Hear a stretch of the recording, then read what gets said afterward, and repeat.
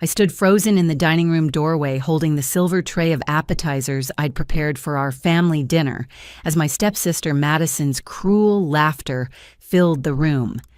"She's basically our maid," she announced to her boyfriend, gesturing at me with her wine glass. My stepmother nodded approvingly while my father stared at his plate. The doorbell rang just then, and I set down the tray to answer it. The courier handed me a thick envelope. "Urgent delivery for the property owner," he said. 3 months earlier, I'd received a life-changing call that arrived while I was finishing my overnight shift at the hospital.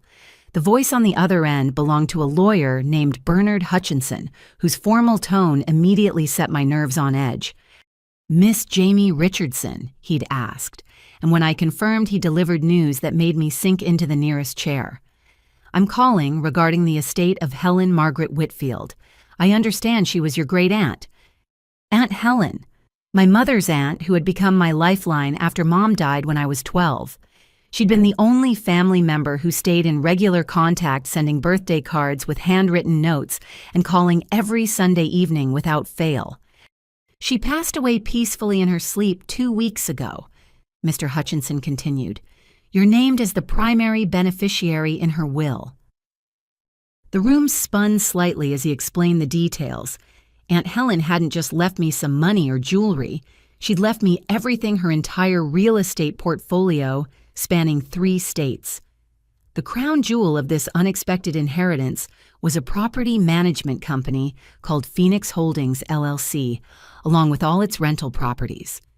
"There's one property in particular you should know about," Mr. Hutchinson had said, shuffling papers audibly through the phone. 427 Magnolia Street.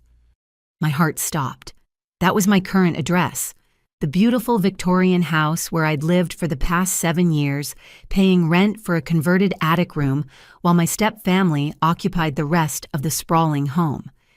"That can't be right," I'd whispered. "Oh, it's correct. Your aunt purchased the property 5 years ago through a blind trust. The family living there, your family, I presume, has been paying rent to Phoenix Holdings, which you now own entirely." I'd sat in stunned silence as he explained how Aunt Helen had structured everything. She'd bought the house secretly after learning about my living situation, setting up a property management company to handle the rental arrangement so my family would never know she owned it. Every month, my father had been writing rent checks to a company that would now be depositing them into my account. "Your aunt was quite specific in her instructions," Mr. Hutchinson had added. "She felt you deserved to decide how to handle this situation without interference. All the paperwork is in order, and the transfer will be complete within 30 days. That conversation had been 3 months ago.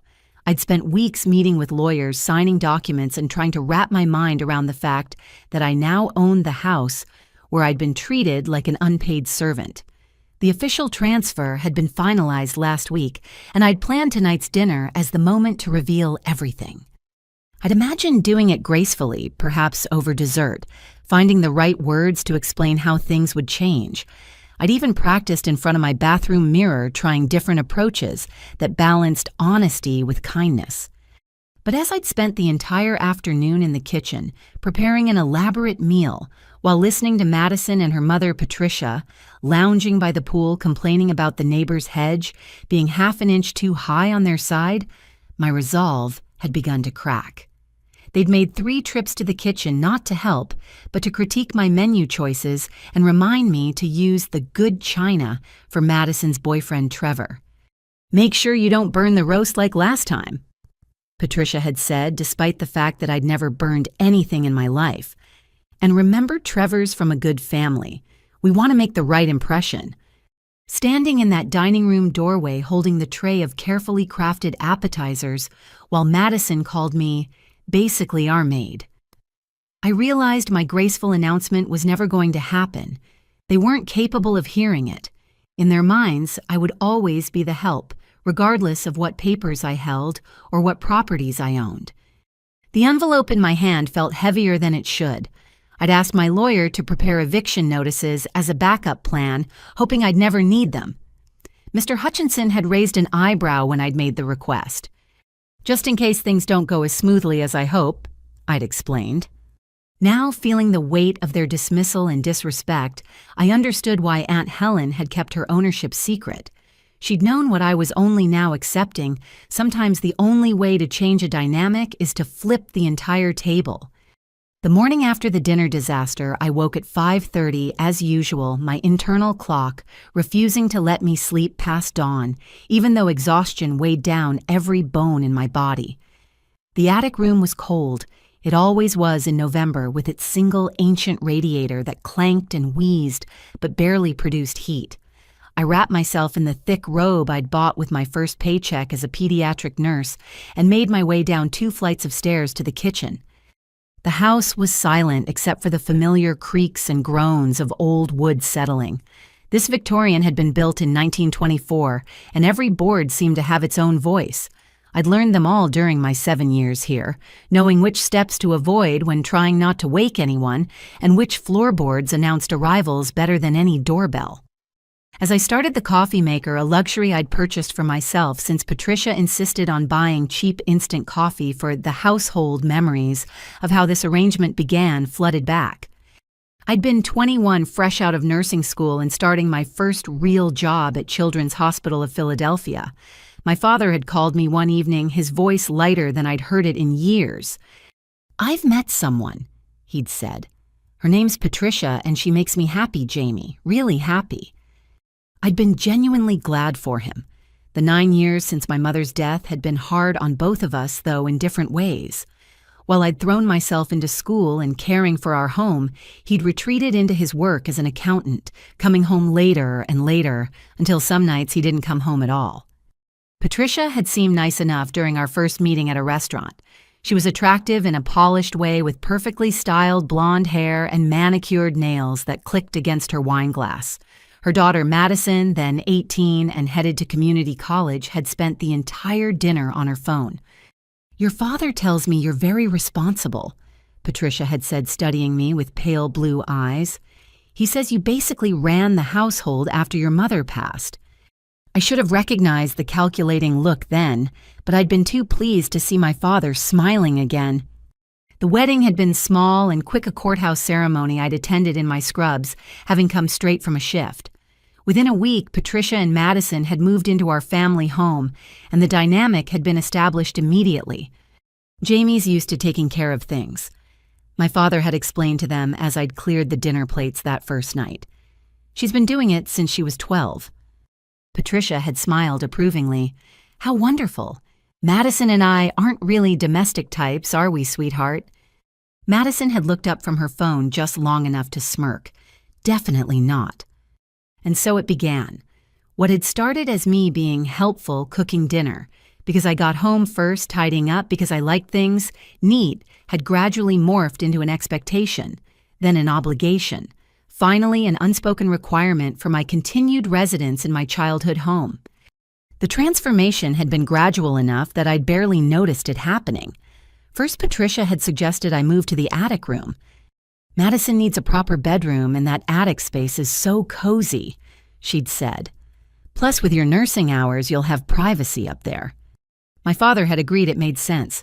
My mother's craft room in the attic had been converted into a small bedroom with a slanted ceiling that meant I could only stand upright in the center. But I'd been working so many double shifts as a new nurse that I'd told myself it didn't matter. Then came the rent. "Everyone should contribute," Patricia had announced 6 months after moving in. "Madison's in school and I'm not working while I settle in, but you have a good job, Jamie. $400 a month seems fair for room and board." The board part had been a joke. I bought my own groceries after Patricia complained my soy milk took up too much refrigerator space. I cooked elaborate meals I barely had time to eat because my family dinners consisted of serving others while standing in the kitchen catching bites between bringing out courses. Over the years, the rent had increased first to $500, then $600, now $700 a month for my attic space. Meanwhile, I watched Patricia redecorate the entire house, removing traces of my mother piece by piece. The wallpaper Mom had chosen was replaced with Patricia's preferred beige paint. The garden my mother had lovingly tended was paved over for a larger patio. "Your mother had interesting taste," Patricia would say whenever she changed something else. "But we need to modernize." My father said nothing.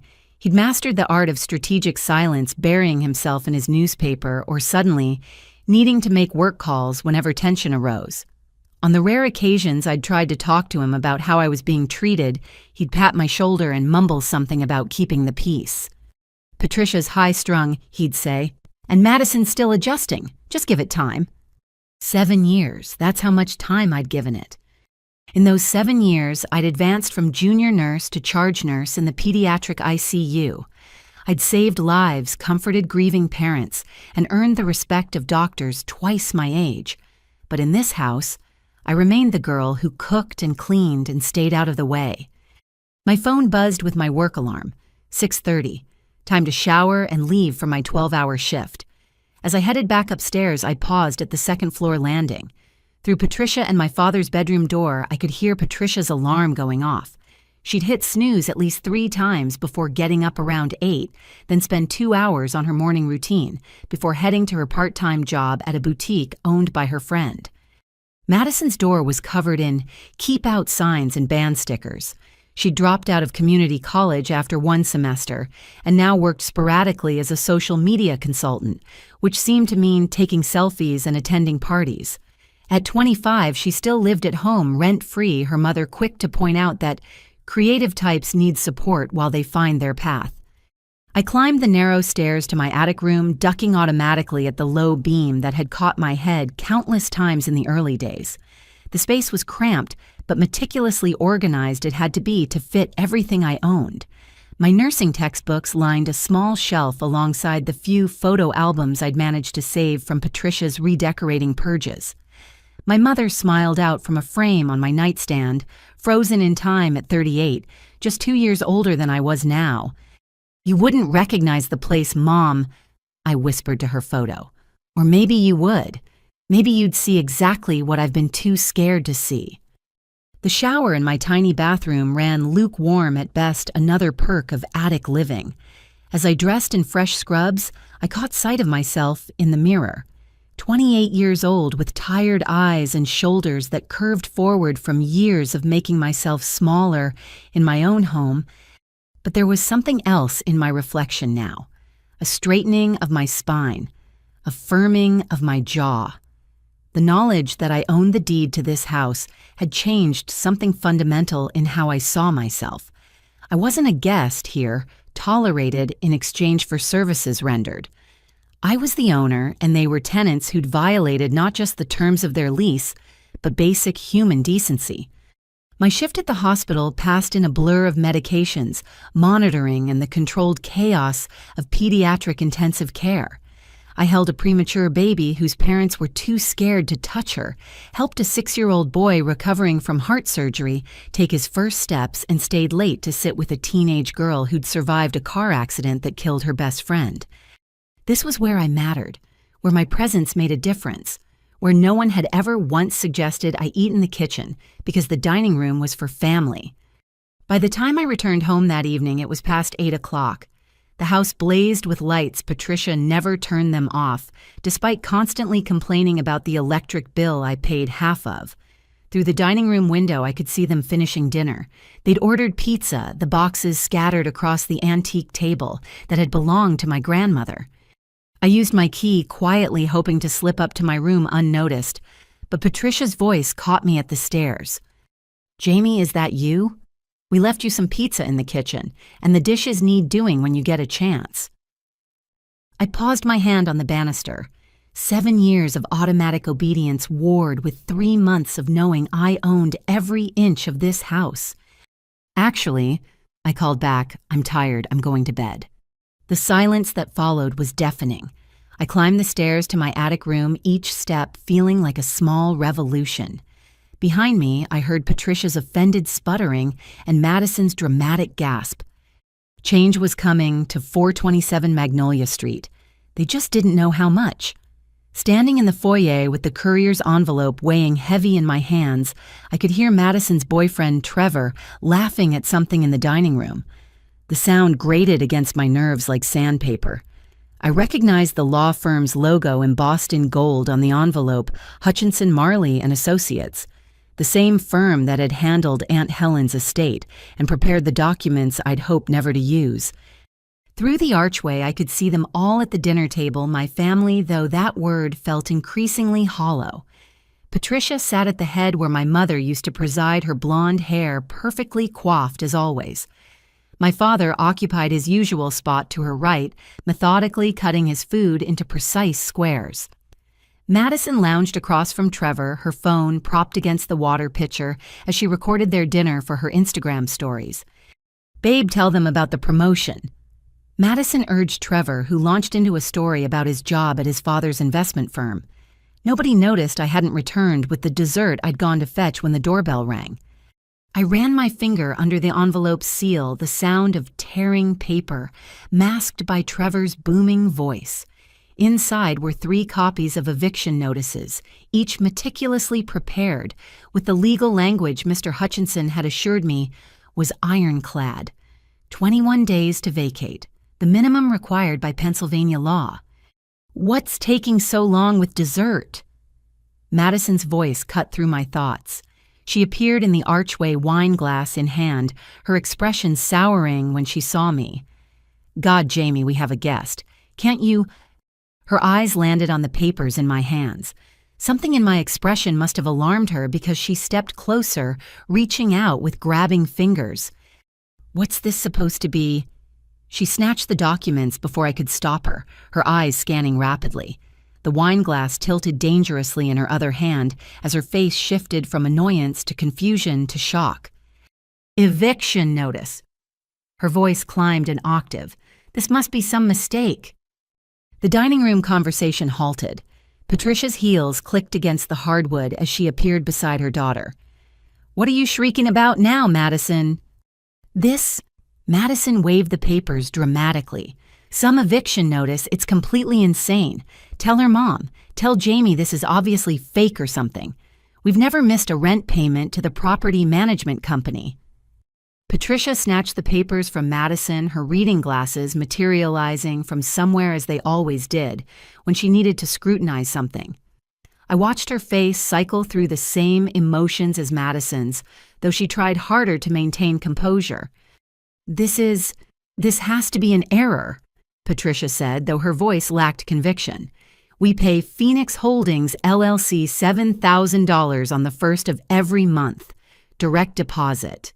Never late." "There's no error," I said quietly. My father appeared in the doorway, Trevor hovering behind him, with the confused expression of someone who'd stumbled into family drama on a first visit. "What's happening?" Dad asked, though his tone suggested he'd rather not know. "Your daughter seems to be involved in some kind of prank," Patricia said, thrusting the papers at him. "An eviction notice, as if anyone could evict us from our own home." "Technically," I said, finding my voice growing stronger, "it's not your home. You're renters, and I'm within my legal rights to issue this notice." The foyer fell silent except for the grandfather clock ticking in the hallway, another piece that had belonged to my mother's family, somehow surviving Patricia's redecorating purges. Trevor cleared his throat awkwardly. "Maybe I should—" "Stay," Madison commanded, grabbing his arm. "I want a witness to whatever insanity is happening here." Patricia's eyes narrowed as she studied me with the calculating look I knew too well. "You're within your rights. What exactly do you think you know about our rental agreement, Jamie?" "I know everything about it," I replied, surprised by how calm I felt. "I know you pay $7,000 monthly for a 4-bedroom, 3-bathroom Victorian in one of Philadelphia's most desirable neighborhoods. I know you signed a lease agreement that specifically limits occupancy to 4 people and 2 pets. I know you're currently in violation of multiple terms of that lease." "How could you possibly—" Patricia began, then stopped. The color drained from her carefully made-up face. "No. Phoenix Holdings, LLC, I said simply. I own it." The explosion was delayed by approximately 3 seconds of stunned silence, then erupted like a volcano. Madison actually threw her wine glass, though it hit the wall several feet from where I stood, shattering into pieces that scattered across the hardwood floor I'd polished that morning. "You lying little—" Madison's screech was cut off by her mother's hand on her arm. "Explain," Patricia commanded in the tone she used when demanding to speak to managers. "Now." "My great-aunt Helen passed away 3 months ago," I said, maintaining eye contact with Patricia, even as my peripheral vision tracked Madison's aggressive posturing. "She left me her entire estate, including a portfolio of rental properties. This house is one of them. She purchased it 5 years ago through a trust and set up Phoenix Holdings to manage it."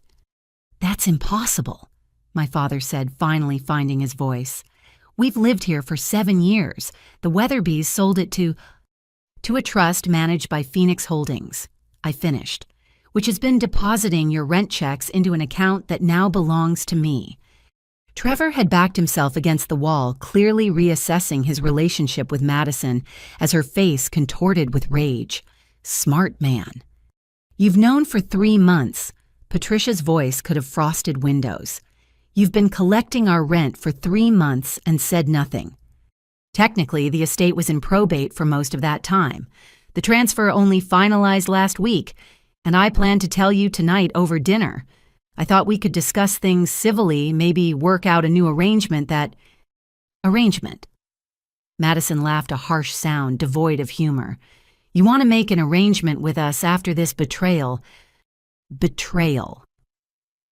The word sparked something hot in my chest. Let's talk about betrayal, Madison. Let's talk about 7 years of treating me like unpaid help in what I now know was my inherited house. Let's talk about charging me rent for an attic room while you lived rent-free in a master suite. Let's talk about calling me basically the maid to your boyfriend not 20 minutes ago. "You are the maid," Madison snapped. "You cook, you clean, you—" "I work 60 hours a week as a pediatric ICU nurse," I interrupted. "I save children's lives. What I do here, I've done out of some misguided sense of family obligation. That ends now." Patricia drew herself up to her full height, which in her 3-inch heels put her slightly above my 5'6" frame. "You can't evict us. We have rights as tenants." "You absolutely do," I agreed. "That's why you have 21 days' notice as required by law. Mr. Hutchinson, you remember him. The lawyer who sent these notices has assured me everything is completely legal." "On what grounds?" my father demanded, finally engaging with the situation instead of hoping it would resolve itself without his involvement. I pulled out my phone, opening the photos I'd taken over the past week in preparation. Let's see. Madison's 3 dogs when the lease clearly states a 2-pet maximum. The illegal cannabis growing operation in the basement. Yes, Madison, I know about your boyfriend's gardening project. The jewelry-making business Patricia runs from the garage, which violates the residential-only clause. The unauthorized renovations to said garage. Should I continue? Each violation landed like a physical blow. Madison's mouth opened and closed soundlessly, while Patricia's face cycled through various shades of red. "The dogs are emotional support animals," Madison protested weakly. "Only one has documentation, and it's from an online site that sells certificates for $50. I countered. Mr. Hutchinson already verified it wouldn't hold up legally. "The garage renovations were improvements," Patricia sputtered. "We increased the property value. Without permission, making them lease violations. You knocked out a weight-bearing wall without permits. The city could condemn the structure." Trevor had edged toward the front door. "Madison, babe, maybe we should—" "Don't you dare leave," Madison whirled on him. "Tell her she can't do this. Your dad's a lawyer." "Corporate tax law," Trevor mumbled. "This isn't really my—" "Get out!" Madison shrieked, and Trevor fled with the speed of someone who'd just avoided a bullet. The front door closed behind him with a definitive click that seemed to echo in the sudden silence. My father sank onto the bottom stair, head in his hands. Patricia stood frozen, her mask of superiority cracking as the reality set in. Madison vibrated with rage, looking between her mother and me like a tennis spectator. 21 days, I repeated quietly. Use them wisely. I turned to go upstairs, needing space to process what had just happened, but Patricia's voice stopped me. This is because of her, isn't it? Her voice dripped venom. Your precious Aunt Helen. She always hated that Richard remarried. I turned back slowly. Aunt Helen never hated anyone, but she saw how you treated me, how you all treated me, and she decided I deserved better than being a servant in my own family's home. Your family. Madison laughed bitterly. We're not your family. We never wanted you here. Mom only put up with you because you came with Dad, and Dad only kept you around because you reminded him of your pathetic mother. The words hung in the air like poison gas. I waited for my father to deny it, to say something, anything. He remained silent, studying his hands. Thank you for making this easier, I said finally. Mr. Hutchinson will be in touch about the formal eviction proceedings. I'll be staying at a hotel tonight. When I return tomorrow, I expect this mess. I gestured at the shattered wine glass. To be cleaned up. I climbed the stairs to my attic room with measured steps, not running despite the voices that erupted below. In 20 minutes, I had packed a bag with enough clothes and toiletries for a week. My important documents were already in a safety deposit box at the bank, moved there along with my mother's jewelry when I first learned about the inheritance. As I descended back through the house, the arguing in the dining room reached fever pitch. Patricia was demanding my father do something, anything. Madison was on her phone, probably blasting the situation on social media. My father remained characteristically silent. I paused at the front door, looking back at the foyer where I'd stood countless times, arms full of groceries no one helped carry, or returning from long shifts to cook dinner for people who couldn't be bothered to ask about my day. The Victorian house on Magnolia Street had been many things: my childhood home, my prison, my inheritance. Now it would become my liberation. The November air bit sharp and cold as I stepped onto the porch, but I'd never felt warmer. In my hand, my phone buzzed with a text from Mr. Hutchinson. Documents delivered successfully. Let me know if you need anything else. I typed back, they received them. I'll need your full services. His response was immediate. Already preparing. You're doing the right thing. As I drove away, I didn't look back. But in my rearview mirror, I could see every window in the house blazing with light and shadows moving frantically behind the curtains. Let them panic. Let them rage. For the first time in 7 years, I was going home, even if home was currently room 217 at the Hampton Inn. The Hampton Inn's breakfast was a far cry from the elaborate spreads I usually prepared at home. But there was something liberating about choosing my own waffle toppings without Patricia critiquing the carbohydrate content or Madison stealing the strawberries I'd sliced. I'd barely finished my coffee when my phone exploded with notifications. 47 text messages, 12 missed calls, 3 voicemails, all from the house on Magnolia Street. I scrolled through the texts first. Madison had started around midnight with a barrage of expletives and threats that would have been more concerning if they weren't so poorly spelled. Patricia's messages, sent at 2 in the morning, alternated between legal threats and attempts at manipulation. My father had sent only one, "We need to talk."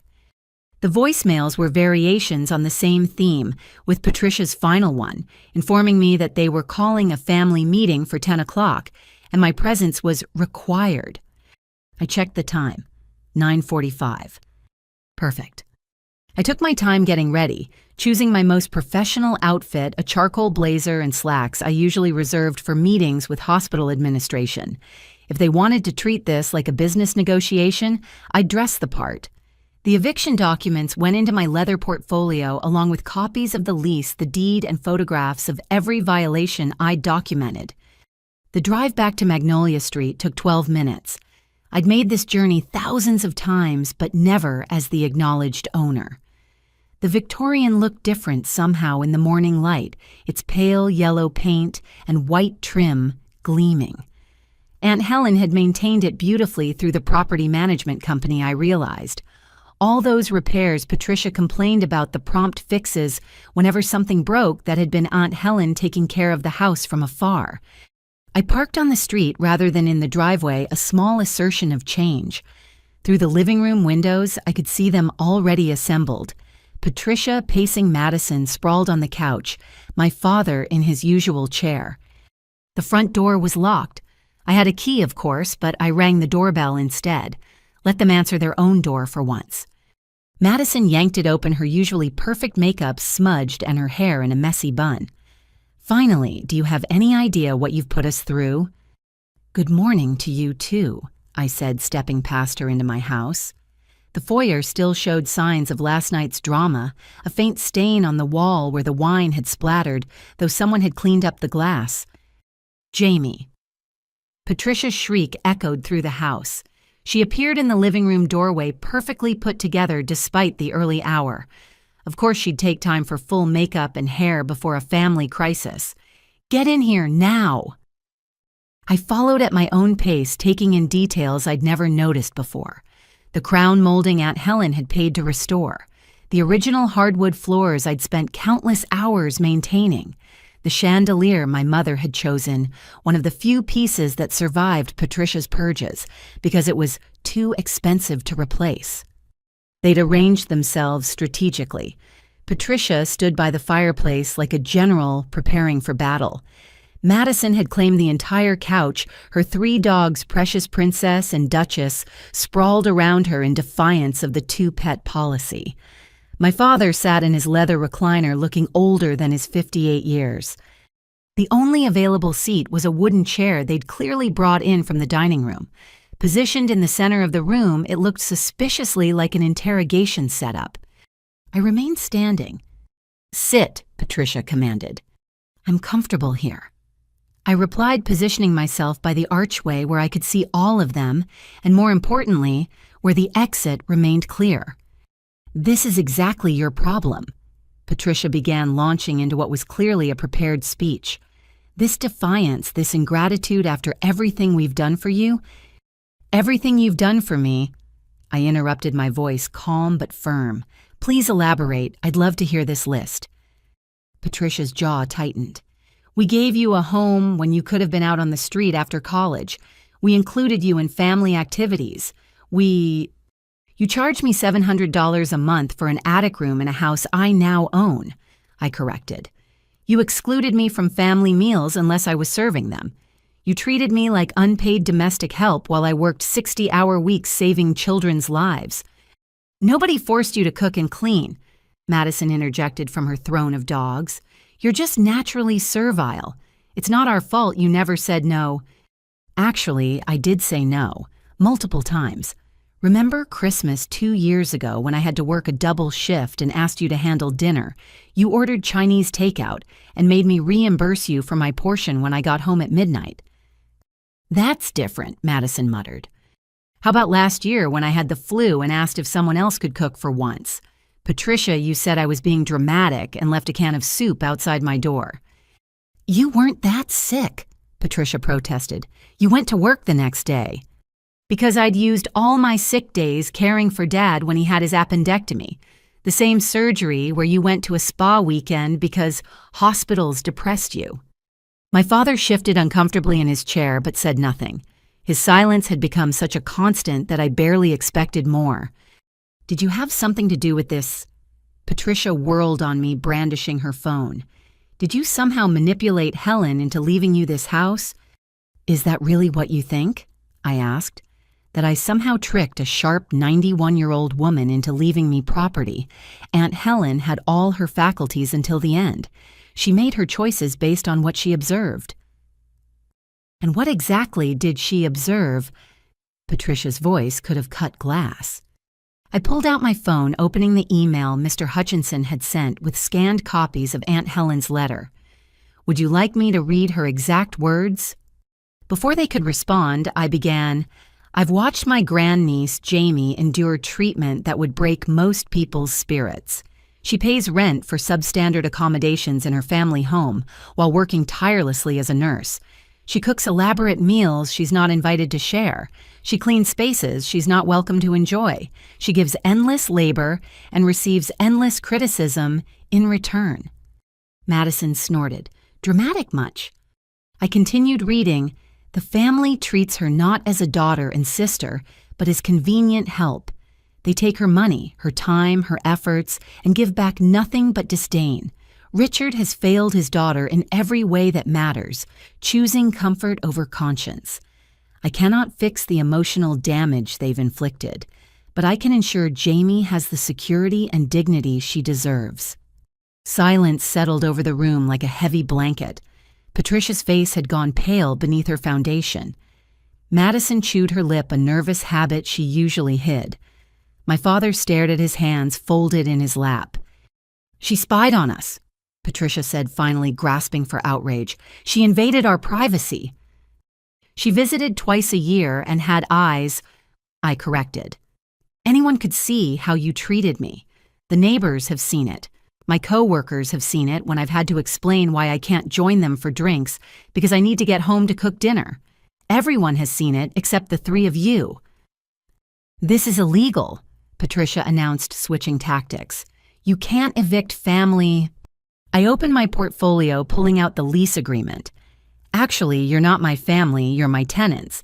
And according to this lease you signed with Phoenix Holdings, I can evict you for multiple violations." I spread the supporting documents on the coffee table Patricia had bought to replace my mother's antique.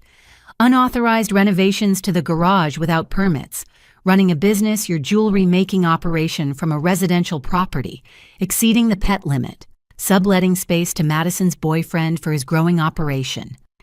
"Ex-boyfriend," Madison muttered, "and I didn't know he was growing anything." "The plants in the basement with the grow lights suggest otherwise," I said. "Then there's the parties that violate noise ordinances, the damage to the hardwood floors from your dogs, and my personal favorite, the clause about maintaining the property in good condition, which you violated by removing load-bearing walls in the garage." "We improved the property value," Patricia protested. "You created a potential structural hazard. The city inspector I consulted was quite concerned. In fact, he mentioned potential fines." That was a calculated bluff. I hadn't actually called an inspector yet, but Patricia's face suggested she believed it. "Daddy, do something," Madison commanded, reverting to the whine that usually got her what she wanted. My father finally looked up, meeting my eyes for the first time since I'd entered. "Jamie, you're upset. I understand that, but this is extreme. Surely we can work something out." "I'm not upset, Dad. I'm done. There's a difference." I kept my voice level, professional. "I tried to work things out for 7 years. I accepted every excuse, every promise that things would get better. They never did." "But eviction," he spread his hands. "Where will we go?" "That's not my problem to solve. You have 21 days to figure it out." 21 days, Madison screeched. "I'm having my birthday party here in 2 weeks. I've already sent invitations. Then you'll need to find a new venue." "You can't do this." Madison jumped up, scattering dogs. "This house has been our home for 7 years. And it's been mine for 28, I said quietly. "Every birthday, every Christmas, every important moment of my life until Mom died happened in this house. You've spent 7 years trying to erase her from it. The wallpaper, she chose the garden. She planted the furniture her family passed down. You've systematically removed it all." "Your mother's been dead for 16 years, Patricia said coldly. "It's morbid to keep shrines." Something inside me, some last thread of restraint, snapped. Morbid? You want to know what's morbid? It's a grown woman being jealous of a ghost. It's systematically erasing every trace of a child's dead mother while demanding that same child cook her recipes because Jamie makes it just like a real homemaker.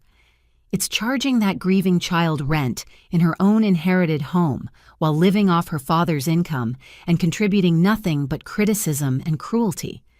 "How dare you?" Patricia started. "I'm not finished." My voice rose for the first time. "What's morbid is a father who's so desperate to keep his new wife happy that he'll watch his daughter be turned into a servant. What's morbid is a 25-year-old woman who's never held a real job, never paid rent, never cooked a meal, but feels entitled to call the person supporting her lifestyle the help." "I have a job," Madison protested. "I'm a social media influencer." You have 3,000 followers, most of whom are bots. Your last sponsored post was for a teeth whitening kit that paid you in product. You've earned less this year than I spend on groceries for this household in a month." "Richard," Patricia commanded, "control your daughter." My father stood slowly, his accountant's posture straightening. For a moment, I thought he might actually defend me. "Jamie," he said, in his reasonable voice, the one he used for difficult clients, "let's discuss this calmly. There's no need for lawyers and evictions. We're family." "Are we?" I asked. "Because family doesn't charge family rent for an unheated attic room. Family doesn't make family eat alone in the kitchen. Family doesn't stand by while their daughter is called the maid and say nothing." "I didn't hear Madison say that," he protested weakly. "Because you never hear anything that might require you to take a stand. You've perfected the art of strategic deafness, Dad. Every cruel comment, every unfair demand, every moment where you could have said enough, you chose silence. Well, congratulations. Your silence bought you 21 days to find a new place to live." "You're being vindictive," he said, his voice hardening. "This isn't like you, Jamie. Your mother would be disappointed." The words hit exactly where he'd aimed them, but instead of crumbling, I felt a surge of clarity. "My mother," I said slowly, "would be disappointed that it took me 7 years to stand up for myself. She raised me to be strong, to know my worth, to fight for what's right. Somewhere along the way, I forgot those lessons. But Aunt Helen remembered, and she made sure I'd have the tools to remember too." I gathered my documents, sliding them back into the portfolio with steady hands. "The eviction notice is legal and enforceable. You have 21 days. I suggest you use them wisely." "Where are you going?" Patricia demanded as I headed for the archway. "To the hotel where I'm staying until you vacate my property. Don't try to change the locks. I have legal ownership and will return with law enforcement if necessary. Don't damage anything in retaliation. I've documented the current condition and will pursue charges for any vandalism. And don't think this is a negotiation. It's not." "Jamie, please," my father called after me. "Let's talk about this, just the two of us." I paused at the threshold, looking back at the man who'd raised me, loved me, and ultimately failed me. "We had 16 years to talk, Dad. You chose Patricia's comfort over those conversations every single time. I'm done talking." As I walked through my house to the front door, I heard the explosion of voices behind me. Patricia shrieking about lawyers and rights, Madison wailing about her party and her life being ruined, my father trying to calm them both with empty platitudes. The November air embraced me as I stepped onto the porch. Across the street, Mrs. Chen was pretending to water her already dormant garden while obviously watching the drama. She caught my eye and gave me a small nod of approval. I nodded back, then walked to my car with my head high.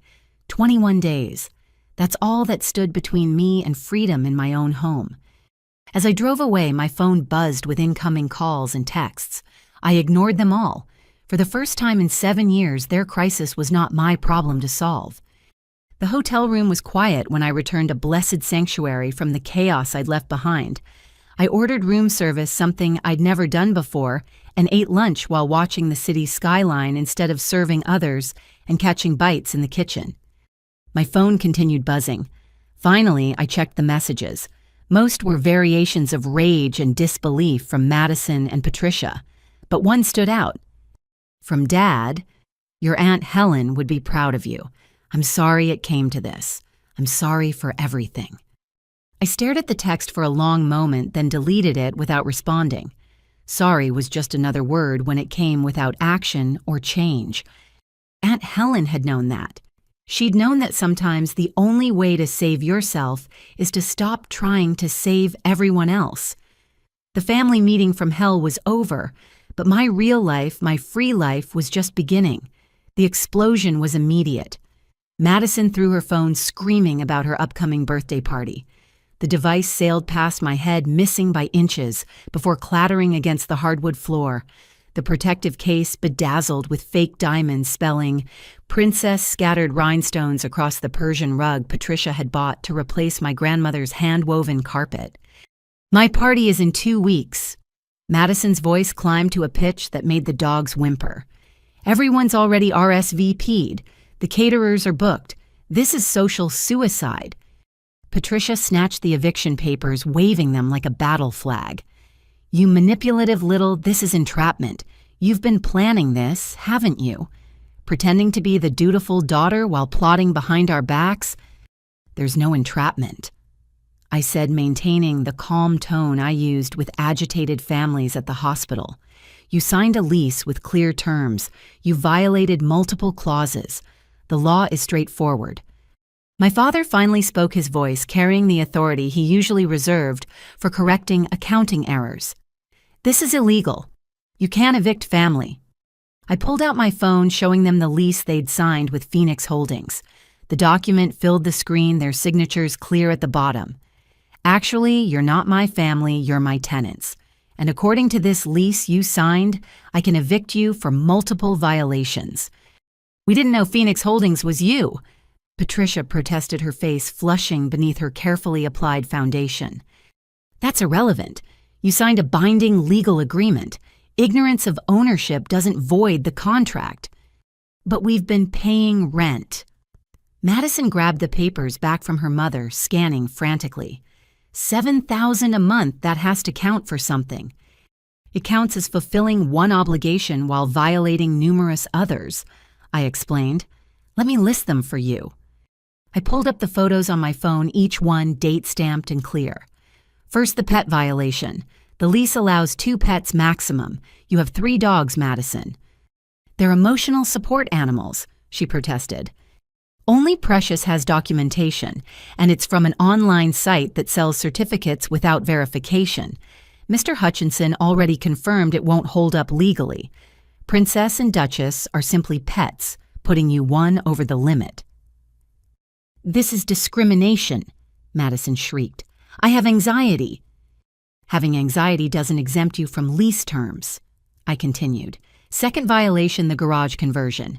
Patricia, you removed a load-bearing wall to create your jewelry workshop without permits or permission. Patricia's face went from red to white. That was an improvement. We increased the property value. You created a structural hazard. The city could condemn it. Which brings me to the third violation, running a commercial business from a residential property. Your Etsy shop, Patricia's Precious Pieces, lists this address as its base of operations. It's a hobby, Patricia sputtered. You filed a Schedule C on your taxes last year claiming business expenses. That makes it commercial activity. My father stood abruptly, pacing to the window. Jamie, this is vindictive. We can work something out.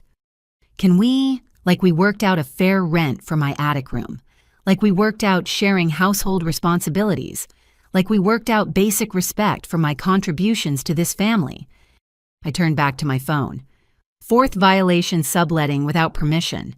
Madison, your ex-boyfriend Trevor was growing cannabis in the basement. That's both a lease violation and potentially criminal. I didn't know. Madison's protest rang hollow. The grow lights on your last 3 electric bills suggest otherwise, which brings me to the utility usage exceeding reasonable residential standards, another violation. This is insane. Patricia grabbed my father's arm. Richard, call our lawyer. By all means, I said. Have them review the lease. Mr. Hutchinson is one of the best property lawyers in Philadelphia. He's made sure everything is ironclad. Madison had started crying, mascara running in black streams down her cheeks. Where are we supposed to go? Do you want us homeless? I want you gone, I said simply. Where you go is your responsibility. You have 21 days to figure it out. But my party, Madison wailed. I've been planning it for months. It's going to be featured on Party Girls Philly's Instagram. Then you'll need to find a new venue. With 2 weeks' notice, do you know how hard it is to book a space in this city? I imagine it's about as hard as working 12-hour shifts and then coming home to cook dinner for people who won't even eat with you. Patricia had pulled out her own phone, furiously texting. I'm calling Bradley Worthington. He'll shut this down immediately. The divorce lawyer, I asked. I don't think property law is his specialty, but you're welcome to try. How do you know who my lawyer is? Patricia's eyes narrowed. You've screamed his name during every argument with Dad for the past 3 years. The walls in this house aren't that thick, especially from the attic. My father turned from the window. Jamie, you're upset, I understand, but throwing us out won't change the past. No, but it will change the future, my future. Well, what about my future? Madison had moved from crying to rage, her voice sharp. I'm 25, I'm just getting established. You're going to ruin everything because you're bitter about doing some chores. Some chores.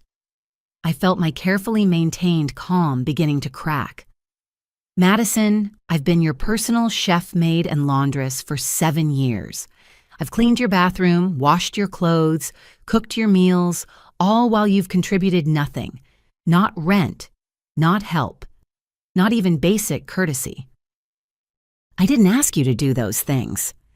No, you just left your laundry on the floor until someone else dealt with it. You left dishes in your room until they grew mold and I had to clean them. You treated me like staff while I paid rent in my own inherited house. We didn't know it was your house, Patricia interjected. And that makes it acceptable. If I weren't the owner, would it be fine to treat me as your servant? The silence that followed was damning. That's what I thought, I said quietly. Your treatment of me has nothing to do with property ownership and everything to do with character. Well, now my character is saying enough. Patricia's phone rang. She answered with a sharp, Bradley, yes, it's an emergency. She stalked into the dining room, her voice carrying back. My stepdaughter is trying to evict us. Yes, evict. Madison had curled up on the couch, all 3 dogs climbing onto her lap despite their combined weight exceeding 100 pounds. This is all your fault, she muttered to me. If you hadn't been so pathetic, so eager to please, we wouldn't have gotten used to you doing everything. So it's my fault you took advantage of my kindness. It's not taking advantage when someone volunteers. I volunteered to help family. You turned it into an expectation, then an obligation, then treated me with contempt for fulfilling it. My father sat heavily in his chair. Your mother wouldn't have wanted this, Jamie. She believed in family sticking together. Don't you dare, I said, my voice low and dangerous. Don't you dare invoke Mom when you've let Patricia systematically erase her from this house, when you've stood by as they've treated her daughter like a servant. Mom believed in family, yes, but she also believed in dignity, respect, and standing up to bullies. Patricia's not a bully, he said weakly. She called me the help to my face. She's charged me rent for an unheated attic room while her daughter lives in a master suite for free. She's redecorated this entire house to remove any trace of the woman you claim to love. If that's not bullying, what is? Patricia returned her expression triumphant. Bradley says eviction proceedings can be challenged. He's filing an injunction first thing Monday morning. He's welcome to try, I said, though he might want to research property law first and explain to a judge why you should be allowed to stay after violating multiple lease terms. We'll claim emotional distress, Patricia announced. Deliberate infliction of psychological harm. You've been planning this, gathering evidence against us. That's malicious intent. I've been documenting lease violations, which is my right as a property owner. But please tell a judge you're emotionally distressed by the consequences of your own actions. I'm sure that will go well. Madison suddenly sat up, her tear-stained face lighting with vindication. You recorded us without consent. That's illegal in Pennsylvania. Pennsylvania is a 2-party consent state for audio recordings. I agreed, which is why I only took photographs of lease violations and documented observable behavior. No recordings needed when you've been so blatant about everything. The doorbell rang, cutting through the tension. We all froze. Did someone order something? I asked. Patricia and Madison shook their heads. My father shrugged. I moved to answer it, finding a young process server on the porch. I have documents for Patricia Morrison and Richard Richardson. That was fast, Bradley, Patricia muttered, reaching for the papers. But when she opened them, her face went white again. These aren't from Bradley. I recognized the letterhead, a credit card company. Then another envelope and another. Overdue notices. Collection attempts. Final warnings. "What are those?" Madison asked, peering over her mother's shoulder. Patricia tried to gather the papers, but Madison had already seen. "Mom, these are all in Dad's name." My father's head snapped up. "What?" "You maxed out credit cards in my name." He crossed to Patricia in 3 strides, snatching the papers. His face cycled through confusion, disbelief, and finally rage. $47,000, Patricia? What have you done?" "I needed capital for my jewelry business," Patricia said defensively. "You said you supported my dreams." "Not with fraud, these cards. I never applied for these. I was going to pay them back when the business took off." "With what money you've sold 12 pieces in 2 years?" Their argument escalated, voices overlapping in accusation and defense. Madison tried to interject, demanding to know if this affected her credit too. The dogs barked. The doorbell rang again. More process servers, more documents, more revelations spilling into the open. I stood in the eye of the hurricane, watching the family that had dismissed and diminished me tear itself apart. There was no satisfaction in it, only a deep weariness. "I'll be at the Hampton Inn if Mr. Hutchinson needs to reach me," I said, though no one was listening. "Remember 21 days. I left them to their chaos, stepping out into the crisp November morning. Mrs. Chen was definitely watching now, not even pretending to garden. I gave her a small wave. As I reached my car, my phone buzzed. A text from a coworker at the hospital. "Heard you finally stood up to your stepfamily. About time, drinks tonight to celebrate." For the first time in 7 years, I typed back, "Yes, I'd love that." 21 days. The countdown had begun, but my new life had already started. Behind me, through the windows of the house I owned, I could see shadows moving frantically, voices raised in anger and blame. They'd turned on each other the moment their comfortable arrangement was threatened, revealing the shallow foundation of their unity. I drove away without looking back, heading to the hotel that felt more like home than that house had in years. 21 days until I could walk through my own front door without dread cook in my own kitchen, without criticism, and exist in my own space without apologizing for it. 21 days. I could wait. I'd already waited 7 years. What was 3 more weeks compared to a lifetime of freedom? 2 weeks into their 21-day notice, Madison had apparently decided that denial was her best strategy. Despite the chaos of packing boxes, despite Patricia's daily meetings with lawyers who all told her the same thing, despite my father's grim silence as he sorted through credit card fraud paperwork, Madison was throwing her birthday party anyway. I arrived home from a particularly brutal 12-hour shift to find my quiet street transformed into what looked like a music festival parking lot. Cars lined both sides of Magnolia Street, some blocking driveways, others parked on carefully maintained lawns. Bass thumped from my house with enough force to rattle the windows of neighboring homes. I had to park 3 blocks away and walk back still in my scrubs, exhaustion weighing down every step. It was 11:30 at night. The party had apparently been going since 8 based on the Instagram stories I'd seen during my dinner break. Madison, ever the aspiring influencer, had been documenting everything. As I approached my front door, I could see through the windows. The house was packed with people I didn't recognize. Red Solo cups in hand bodies pressed together in what used to be my mother's living room. Someone had moved the furniture. My grandmother's antique sideboard was shoved against a wall, drinks and mysterious stains already marking its surface. I tried my key. The lock had been changed. For a moment, I stood on my own front porch, locked out of my own house, listening to strangers destroy my property. Then I spotted movement in the dining room window. Madison, wearing a tiara that said "Birthday Princess" in glittering letters, was standing on the dining table. Not just any table. My grandmother's mahogany dining table, a family heirloom that had hosted 50 years of Thanksgivings and Christmases.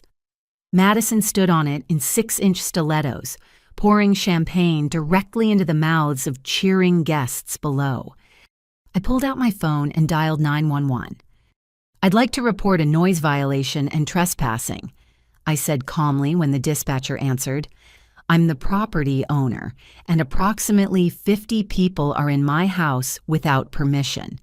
The tenants who are under eviction proceedings changed the locks and are hosting a party against my explicit instructions." The dispatcher took my information efficiently. "We'll send units immediately. Please stay safely away from the property until officers arrive." I moved to stand by Mrs. Chen's garden gate where I had a clear view but remained out of the chaos. While waiting, I called Mr. Hutchinson's emergency line. "Jamie." His voice was alert despite the late hour. "What's wrong?" "They changed the locks and are throwing a massive party. I've called the police."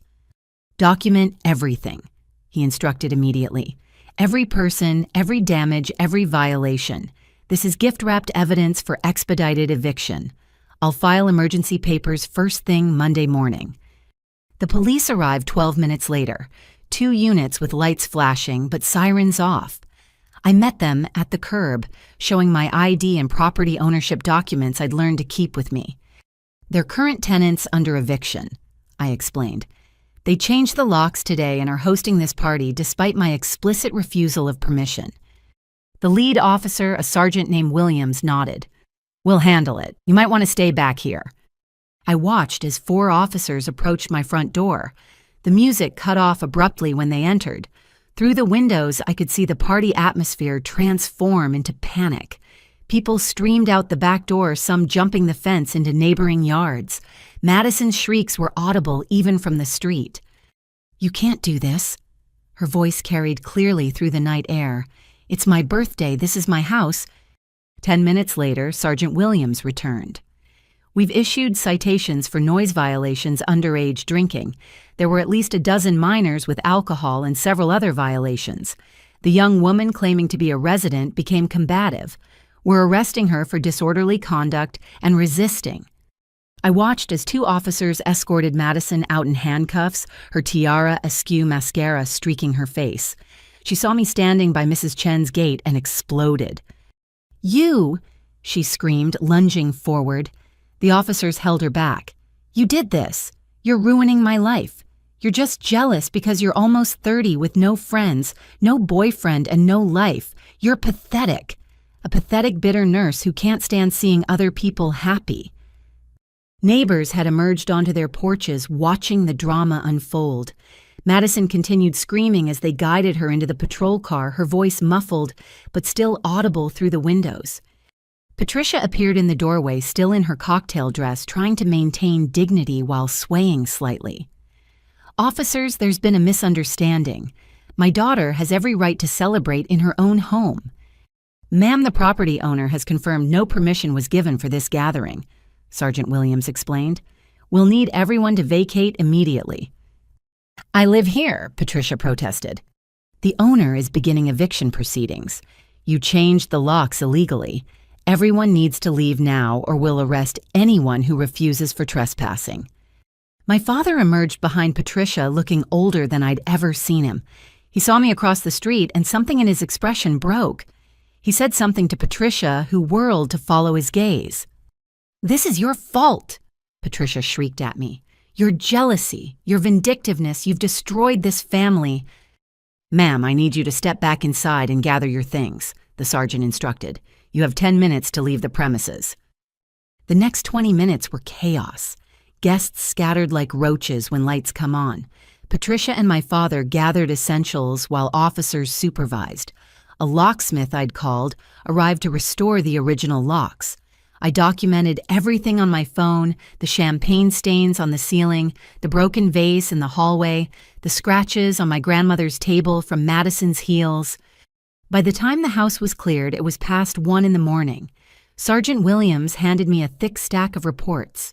"The one in custody will be held until arraignment tomorrow. These are your copies of all citations issued. Your lawyer will want these for your civil case." I thanked him, and the other officers then stood alone in my destroyed living room. Cigarette burns marked the original hardwood. Someone had vomited in the corner. Madison's party decorations, 25 and thriving banners in metallic pink, mocked me from every wall. I started taking more photos, methodically documenting every bit of damage.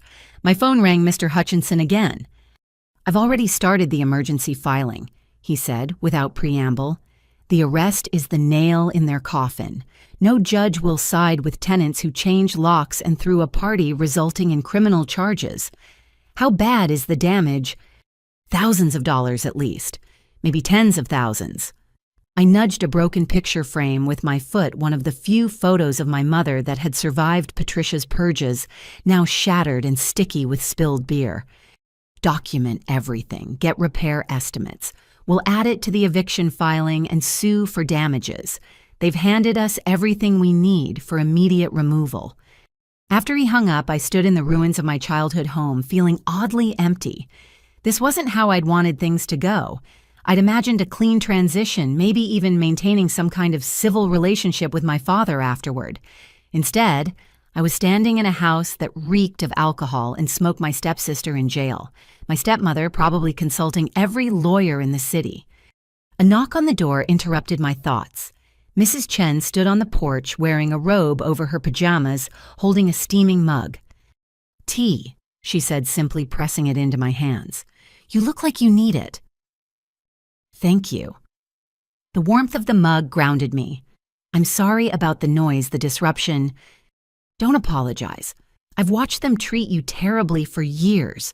Watched you leave for long shifts and come home to cook and clean for people who couldn't even say thank you."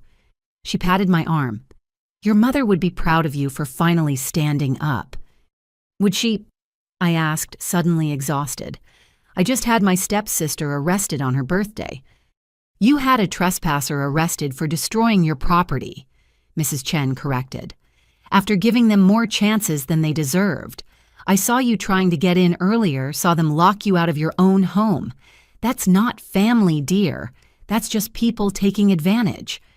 She left me with the tea and a promise to provide witness statements if needed. I sipped the warm liquid chamomile with honey and surveyed the damage again. It would take professional cleaners to handle this mess. The repairs would take weeks.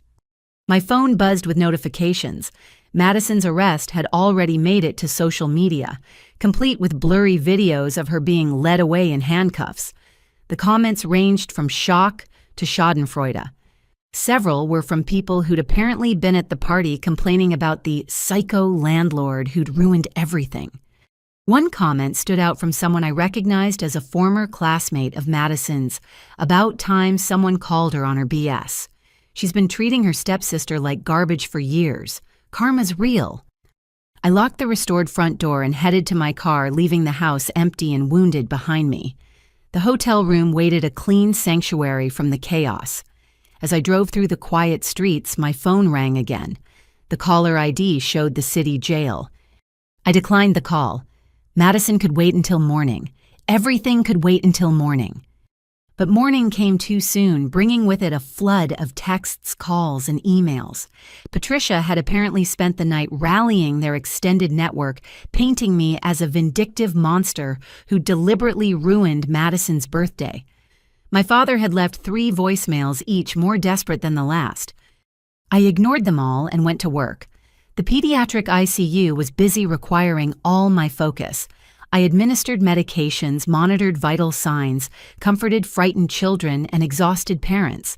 This was where I belonged, where my efforts mattered, where respect was freely given and received. During my lunch break, Mr. Hutchinson called with an update. The emergency eviction was approved. They have 48 hours to vacate starting from when they're served this afternoon. The judge was not impressed by the lock changing and party situation. 48 hours. I repeated, feeling a mix of relief and anxiety. The arrest sealed it. No judge wants to leave a property owner vulnerable to tenants who've shown such blatant disregard for law and property. I've also filed civil suits for damages and back rent for your attic room. Turns out charging you rent in a house you inherited could be considered fraud. The rest of my shift passed in a blur. When I finally left the hospital that evening, I had 37 missed calls and over 100 text messages. The eviction had been served. I drove past the house on my way to the hotel. A moving truck sat in the driveway.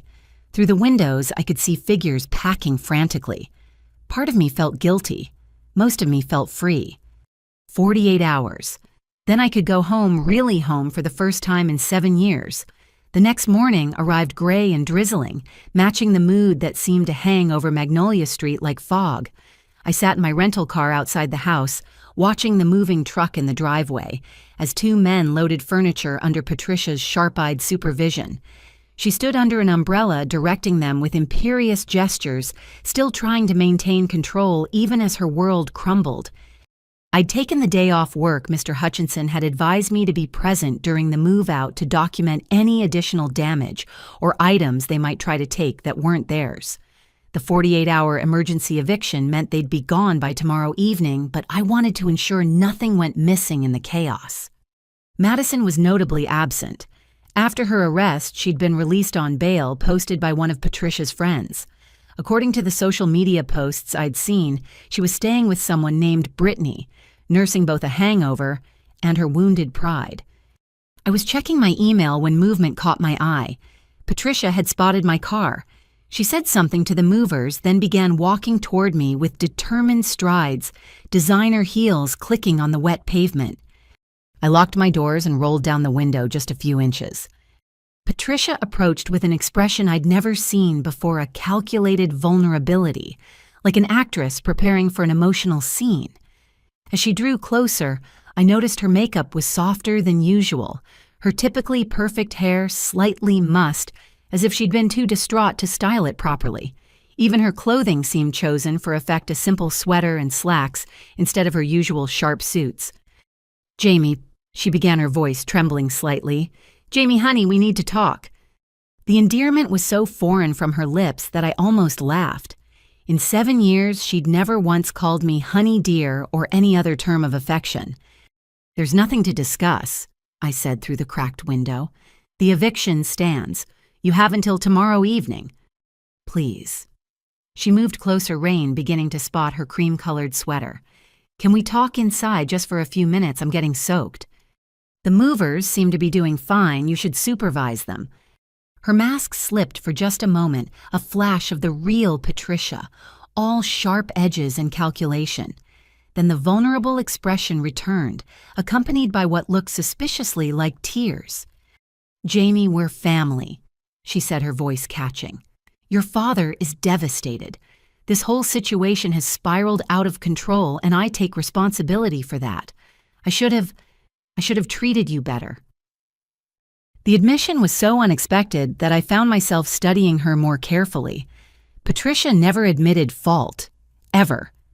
In 7 years, I'd never heard her apologize for anything, not even when she'd accidentally backed into Mrs. Chen's mailbox and tried to blame it on delivery drivers. I agreed, keeping my voice neutral. "I was threatened," she continued, warming to her theme. "When I married your father, you were already so accomplished, so capable. I felt like I could never measure up to your mother's memory or to you. I handled it badly." The rain was picking up genuine tears, now mixing with raindrops on her face. Or maybe they weren't genuine with Patricia. It was impossible to tell. "Can we please go inside?" she pleaded. "Just to talk. The movers know what to do. I need to explain, to apologize properly, to make things right." Against my better judgment, I found myself considering it. Maybe it was the nurse in me trained to help people in distress. Maybe it was the daughter who still hoped for some kind of reconciliation with her father. Or maybe I just wanted to hear what story Patricia had crafted to try to save herself. 5 minutes, I said finally. "In the foyer, the movers stay outside." Relief flooded her features. Thank you so much." I followed her up the familiar walkway, noting how she'd already started removing the holiday decorations she'd put up just last week. The house felt different now.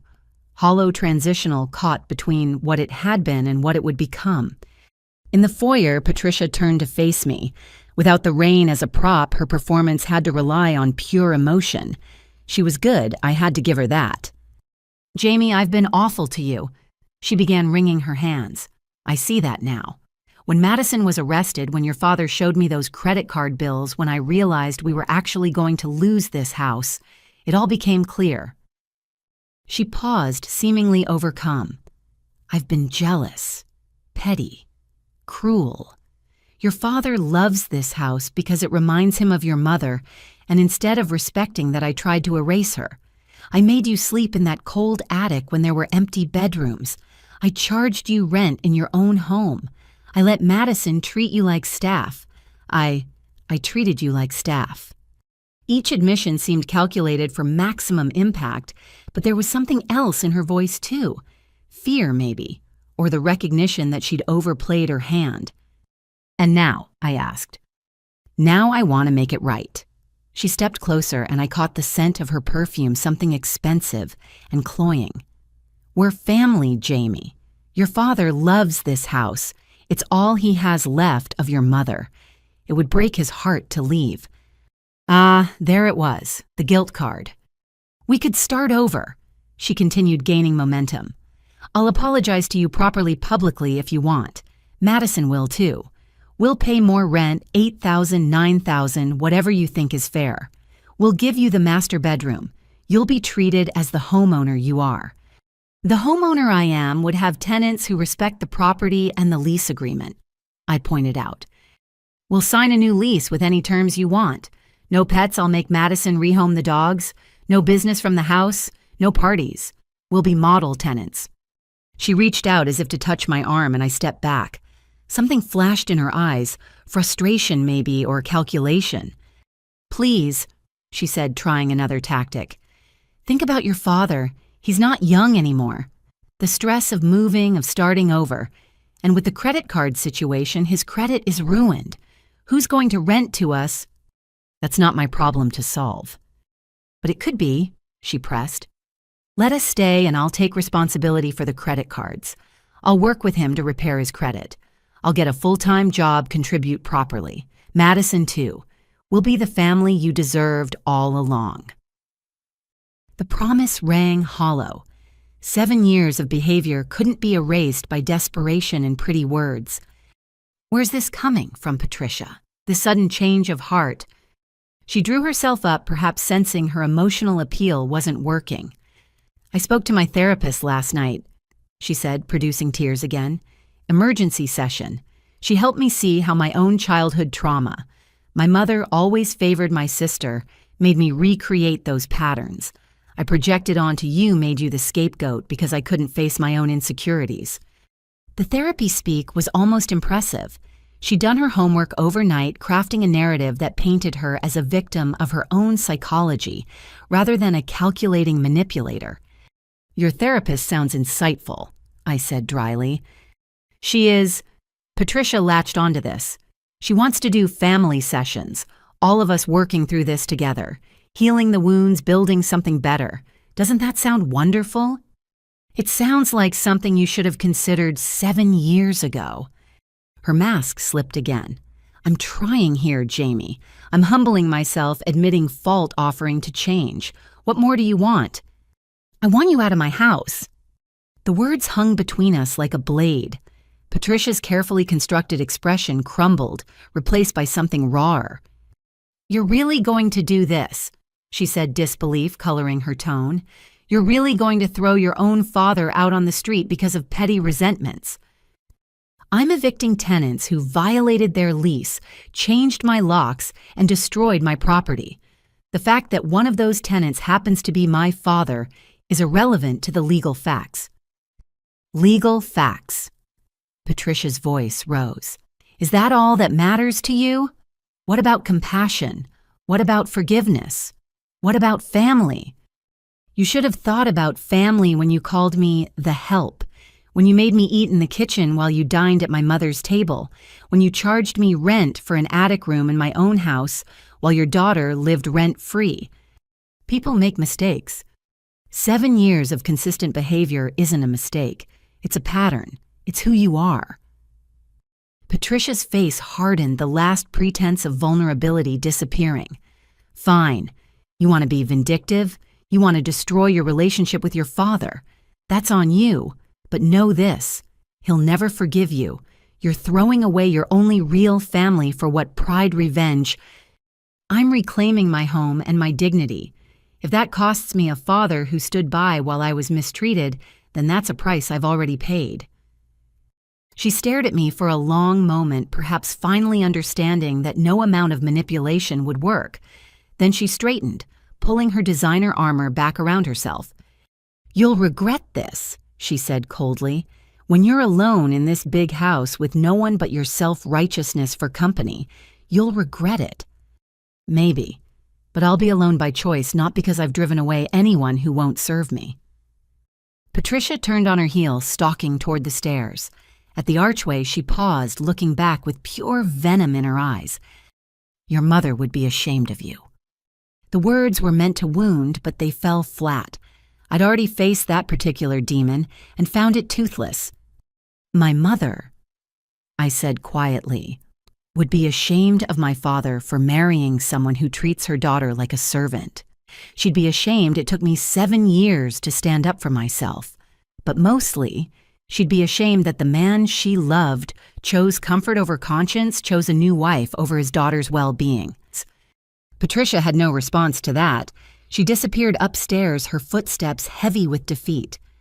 I returned to the foyer, watching through the window as the movers continued their work. My phone buzzed a text from my father. "Patricia says she tried to make peace and you refused. I'm disappointed in you, Jamie. I thought I raised you better than this." I stared at the message, feeling the last threads of obligation fray and snap. Even now, even after everything, he took her version at face value. He couldn't see or wouldn't see the manipulation, the calculated performance, the desperation dressed up as remorse. I typed back, "She tried to manipulate me into letting you stay. There's a difference between peace and capitulation. I thought you knew me better than this." His response was immediate, "This is your final decision." "It is." "Then you're no daughter of mine." The words should have hurt more than they did. Instead, I felt only a tired sort of relief. He'd chosen his side, definitively burning the bridge I'd been hesitant to cross. I deleted his number from my phone. Outside, the movers loaded a couch. I didn't recognize something Patricia must have bought to replace my mother's comfortable old sofa. Good. Let her take every trace of herself from this place. Tomorrow evening, they would be gone. The house would be empty, wounded, but mine. I could begin the work of restoration, not just of the property, but of the life I'd put on hold for 7 years. Patricia's desperate gambit had failed. The masks had fallen. And for the first time in years, I felt truly free. That evening, as the rain continued its steady percussion against the windows, I heard footsteps on the narrow stairs leading to my attic room. They were heavier than Patricia's quick clicks or Madison stomping my father's measured tread, each step deliberate and careful. I was sitting on my bed sorting through belongings I'd need to take back to the hotel. The knock on my door was soft, almost hesitant. "Jamie, it's Dad. Can we talk?" For a moment I considered refusing, but something in his tone, a weariness that matched my own, made me relent. "Come in." He entered slowly, having to duck under the low beam just as I did every day. It was the first time he'd been in this room in years, and I watched him take in the cramped space, the single bed pushed against one wall, the small dresser that doubled as a desk, the tiny window that provided the only natural light. "It's smaller than I remembered," he said quietly. "It's the same size it's always been, you just haven't looked." He stood awkwardly in the limited floor space, finally settling on the wooden chair I'd rescued from a garage sale. The silence stretched between us, heavy with 7 years of unspoken truths. "Patricia told me about your conversation," he began. "I'm sure she did." "She was trying to make peace, Jamie, trying to find a solution that worked for everyone. She was trying to manipulate me into letting you stay by suddenly discovering remorse she's never felt before." His jaw tightened. "That's unfair. People can change, admit their mistakes." "Dad." I cut him off, exhausted by the familiar pattern. In 7 years, has Patricia ever even once admitted she was wrong about anything? Has she ever apologized for anything? Has she ever shown the slightest consideration for my feelings or well-being?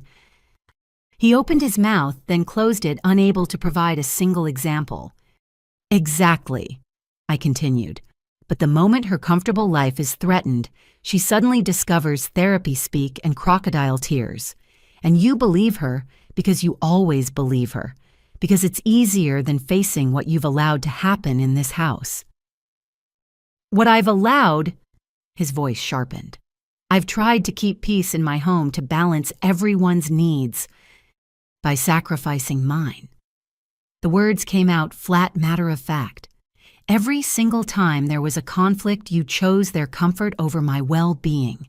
Every time. That's not true. Name one time I challenged.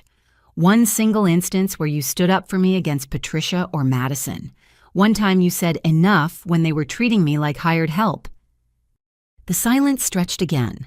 My father's face had gone red, but whether from anger or shame, I couldn't tell. You're being dramatic, he said finally. Yes, Patricia has her difficult moments and Madison is spoiled, but calling you hired help. She literally called me the maid at dinner the night this all started. To my face, in front of company. You were sitting right there. I didn't hear. You never hear. My voice rose for the first time. You've perfected selective deafness. Every cruel comment, every unfair demand, every moment where a father should have protected his daughter, you conveniently didn't hear, didn't see, didn't notice. I've been trying to make a blended family work. He stood abruptly pacing the 2 steps the room allowed. Do you have any idea how hard it is to balance a new wife, a stepdaughter, and you? I've been walking on eggshells for 7 years. While I've been sleeping in an attic and paying rent in my own inherited house, we didn't know it was your house. Would that have made it acceptable? If Aunt Helen hadn't left me this place, would it be fine that I pay $700 for an unheated attic room, while Madison lives rent-free in a suite? He turned to face me, and for the first time in years, I saw real emotion crack through his accountant's facade. You're acting just like your mother, stubborn and unforgiving. The comparison meant as criticism felt like a gift. Mom was stubborn about things that mattered, I said. She was unforgiving of cruelty and injustice. If that makes me like her, I'm honored. Your mother also believed in family and forgiveness, in second chances. Mom believed in standing up for what's right. She taught me to know my worth, to demand respect, to fight for fairness. Somewhere along the way, I forgot those lessons. But Aunt Helen remembered, and she made sure I'd have the tools to remember too. Helen was a meddling old woman who never approved of my remarriage, he spat.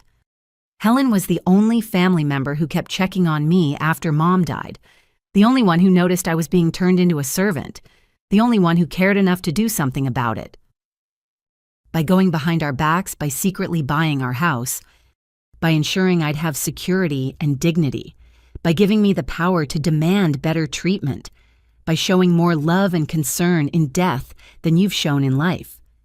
The words hung between us like a blade. My father's face went from red to white, aging 10 years in seconds. How dare you, he said, his voice low and dangerous. I've fed you, housed you, kept you safe. You've allowed your wife and stepdaughter to treat me like unpaid help. You've stood by while they erased Mom from this house. You've chosen their comfort over my dignity every single day for 7 years. I chose happiness. The words exploded from him. I chose to move forward instead of wallowing in grief. I chose a woman who made me laugh again, who brought light back into my life. And I paid the price for your happiness. You volunteered. No one forced you to cook and clean.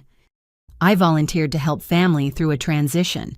You all turned it into an expectation, then an obligation, then treated me with contempt for fulfilling it. And you let them, because your happiness mattered more than your daughter's well-being. He sank back onto the chair, suddenly looking every one of his 58 years. Patricia makes me happy, he said quietly. For the first time since your mother died, I'm happy. At what cost, Dad? At what cost? You don't understand, he continued, not seeming to hear me. When your mother died, I thought I'd never feel anything again. Patricia brought me back to life. Yes, she has her flaws. Yes, Madison is difficult, but they're my family now. And I'm not. He looked up at me then, and I saw the truth in his eyes before he spoke it. You remind me of her, he said simply. Every day, every gesture, every word, you're so much like your mother, it hurts to look at you sometimes. Patricia and Madison, they're easier. They don't carry ghosts. The admission should have destroyed me. Instead, I felt a strange clarity, like finally understanding a math problem that had puzzled me for years. So you let them push me into the attic, I said slowly. Let them erase Mom from the house. Let them treat me like a servant, because it was easier than dealing with your grief. I'm not proud of it. But you're not sorry either. Not really. You're only here because Patricia's plan failed, and now you need somewhere to live. That's not... He stopped, unable to finish the lie. Where are we supposed to go, Jamie? With my credit ruined, who's going to rent to us? That's not my problem to solve. I'm your father. Yes, I agreed. You are. And for 16 years after Mom died, I needed a father. I needed protection guidance, someone to stand up for me. Instead, I got a man who chose the path of least resistance, who sacrificed his daughter's well-being for his own comfort, who let strangers turn me into a servant in my own home because it was easier than having difficult conversations. Strangers, Patricia is my wife. Patricia is a woman who saw an opportunity, a grieving widower with a nice house, and a daughter who could be manipulated into domestic service. And you let her do it because she made you happy. He stood abruptly, looming in the small space. You're being cruel, vindictive. This isn't you, Jamie. No, I said quietly. This is exactly me. The me that Mom raised strong, principled, unwilling to accept less than I deserve. The me that you've spent 7 years trying to suppress because she was inconvenient to your new life. If you do this, he said, his voice hard, if you throw us out, we're done. I won't have a daughter who could be so heartless. Heartless. I almost laughed. Dad, I've cooked thousands of meals I wasn't invited to share. I've cleaned this house while being told I should be grateful for the privilege of paying rent. I've worked 12-hour shifts and come home to demands and criticism. I've given 7 years of my life to people who couldn't even say thank you. If anyone's heartless here, it's not me. He stared at me for a long moment, perhaps finally seeing the woman I'd become instead of the ghost he'd been avoiding. Your mother would be disappointed in you, he said, finally pulling out the same weapon Patricia had tried. Mom would be disappointed in both of us, I replied. Me for taking 7 years to stand up for myself. You for being the reason I had to. He turned toward the door, then paused. Is there anything I can say to change your mind? You could start with, I'm sorry. You could acknowledge what you've allowed to happen. You could take responsibility for your choices. You could act like a father instead of Patricia's enabler. The silence stretched. He couldn't say it. Even now, even with everything on the line, he couldn't admit fault, couldn't acknowledge the harm, couldn't choose his daughter over his comfort. Then we have nothing left to discuss, I said quietly. He left without another word, his footsteps heavy on the narrow stairs. I heard him speaking to Patricia below their voices, a low murmur of planning and recrimination. I sat on my small bed in my cold attic room surrounded by 7 years of compressed living and felt nothing. The father I'd been clinging to, the relationship I'd been trying to preserve it, had been dead for years. I'd just been too afraid to hold the funeral. But now I could bury it properly and move forward. Tomorrow they would all be gone. The house would be empty and wounded, but mine to heal. And maybe finally I could heal too. The rain had stopped. Through my tiny window, I could see stars emerging between the clouds. Somewhere up there, Mom and Aunt Helen were watching. I hoped they understood. I hoped they approved. Most of all, I hoped they knew that their lessons about strength, dignity, and self-worth had finally taken root, even if it had taken far too long to bloom. With only 5 days left on their eviction notice, Thanksgiving arrived like a storm cloud, heavy with the promise of disaster. Patricia, in what could only be described as a spectacular display of denial, had invited her entire extended family for dinner. She'd been planning this for weeks before the eviction notice, and apparently the small matter of being legally required to vacate the premises wasn't going to stop her from hosting.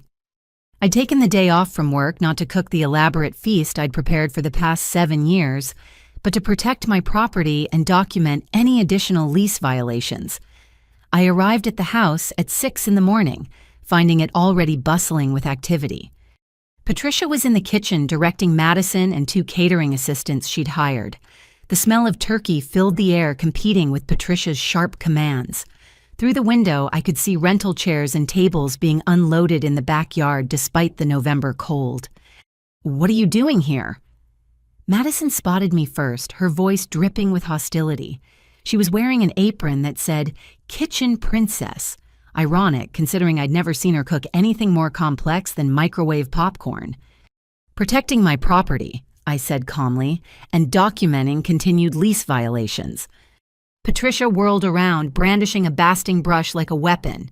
"Don't you dare ruin this holiday. My family is coming from Connecticut, New Jersey, and Delaware. This dinner has been planned for months. Your eviction has been in effect for over a week. You're supposed to be packing, not party planning. It's Thanksgiving." Patricia's voice rose to a pitch that made the catering assistants exchange nervous glances.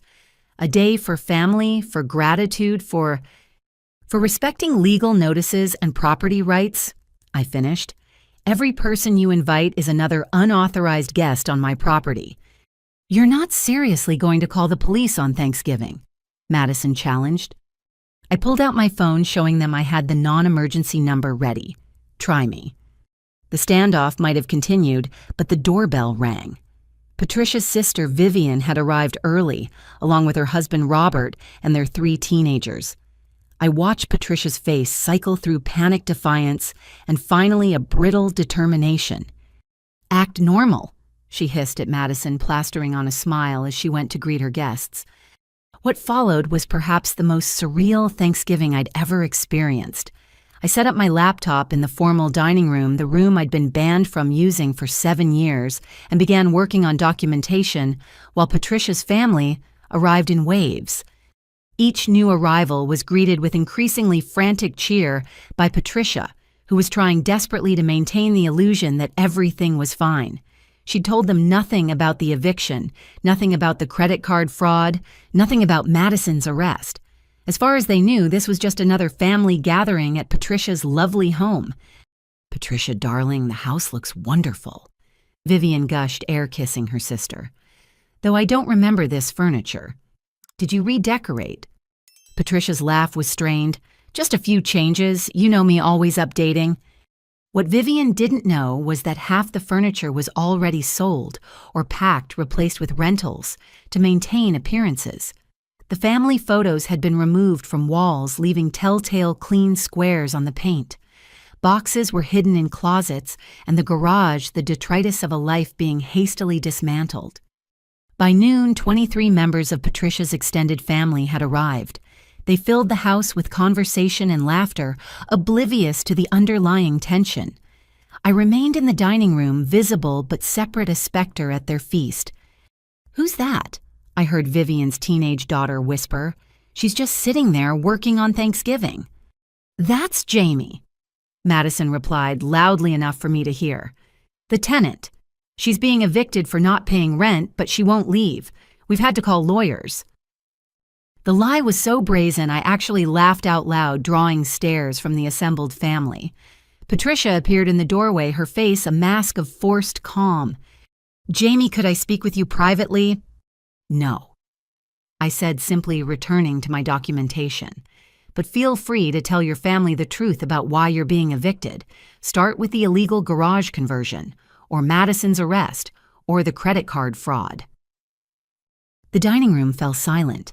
Vivian looked between Patricia and me, confusion clear on her perfectly made-up face.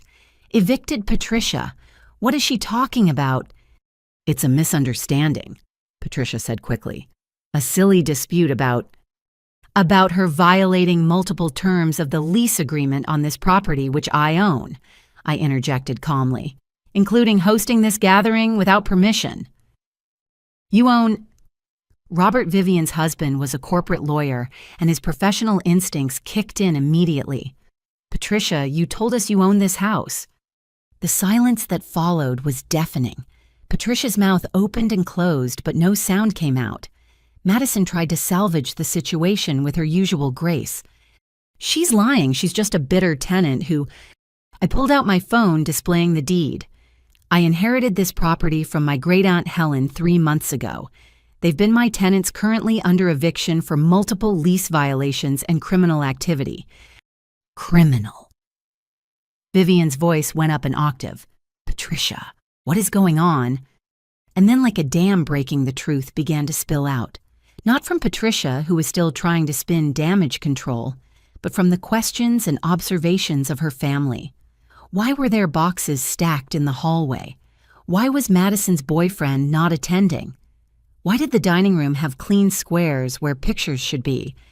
Where's Richard? Someone asked, and Patricia's composure finally cracked. He's not feeling well. He's upstairs resting.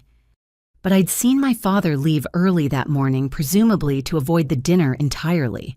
His car wasn't in the driveway, and his absence spoke volumes. The catered dinner proceeded with the bizarre quality of a play where half the actors had forgotten their lines. Patricia tried to maintain normalcy, ushering everyone to the backyard where the rental company had set up heated tents.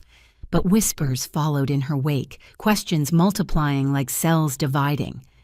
I remained in the dining room, clearly visible through the French doors. My presence was a constant reminder that something was terribly wrong with Patricia's perfect Thanksgiving tableau. The breaking point came when Vivian's son, a college student with more curiosity than tact, Googled the property address on his phone. Aunt Patricia. He announced to the table loud enough for everyone to hear, this house was sold 5 years ago to something called Phoenix Holdings, LLC. Public records show it's owned by someone named Jamie Richardson. Is that the woman inside? 23 pairs of eyes turned to Patricia, who had gone the color of her white linen napkins. Madison, in a spectacular display of poor judgment, chose that moment to explode. She's ruining everything, Madison shrieked, pointing at me through the glass doors. That vindictive witch inherited this place and decided to throw us out just to be cruel. We've lived here for 7 years, and she's evicting us because she's jealous that we're happy, and she's just a pathetic, lonely nurse who... Madison! Patricia's voice cut through her daughter's tirade like ice. Stop talking! But it was too late. The facade had crumbled entirely. Vivian was on her feet demanding explanations. Other family members were pulling out phones, presumably looking up eviction law's property records, and probably Madison's recent arrest. I chose that moment to act. I walked calmly to the French doors and opened them, addressing the assembled group. I apologize for interrupting your meal, I said, my voice carrying clearly across the stunned gathering. But I need to inform you all that this gathering is in violation of the eviction notice served on this property. Patricia and Madison have 5 days remaining to vacate. As the legal owner, I'm within my rights to ask you all to leave. You can't be serious, someone said. It's Thanksgiving. A holiday that Patricia chose to host despite being under legal eviction, I replied. Every moment you remain here is a further violation that strengthens my case for immediate removal. Patricia. Vivian's voice was deadly quiet. You told me you owned this house. You've been telling me for years about your beautiful home, your successful life. What else have you been lying about? The question opened floodgates. As Patricia's family began demanding answers, the careful construction of her public image crumbled like wet sand. The jewelry business that was supposedly thriving operated at a loss from an illegally converted garage. Madison's social media career, 3,000 followers and no real income. The loving marriage, Richard was nowhere to be found on a major holiday. And who exactly are you? Robert the lawyer addressed me directly. I'm Richard's daughter, I said simply. I've lived in the attic room of this house for 7 years, paying rent to my father and Patricia, while working as a pediatric nurse. When I inherited this property, I discovered I'd been paying to live in my own house while being treated as unpaid domestic help. The attic. Vivian's voice was faint. Patricia, you made your stepdaughter live in the attic. She chose to, Patricia protested. She volunteered. We never forced. I have 7 years of text messages asking for help with rent, demanding I cook holiday meals and referring to me as the help. I interrupted. Would you like to see them? What followed was perhaps the most thorough public dismantling of a person's reputation I'd ever witnessed. Patricia's family, already suspicious, began piecing together years of small lies and exaggerations. The designer clothes that were really outlet purchases. The successful business that never seemed to generate income. The perfect family that was held together by exploitation and denial. Madison, seeing her mother's social standing crumble, turned on her with the viciousness of a cornered animal. "This is your fault," she screamed at Patricia. "You said we'd be fine. You said Jamie was too weak to ever stand up to us. You promised I'd get the house when you married Richard." That revelation sent another shockwave through the gathering. Patricia had apparently been promising her daughter an inheritance that was never hers to give. "I think," Vivian said with icy dignity, "that we should go. Robert, get the children." The exodus was swift and brutal. 23 members of Patricia's extended family packed up and left some without even saying goodbye. Vivian paused at the French doors, looking back at her sister with something between pity and disgust. "I always wondered how you afforded this lifestyle on Richard's accountant's salary," she said quietly. "Now I know.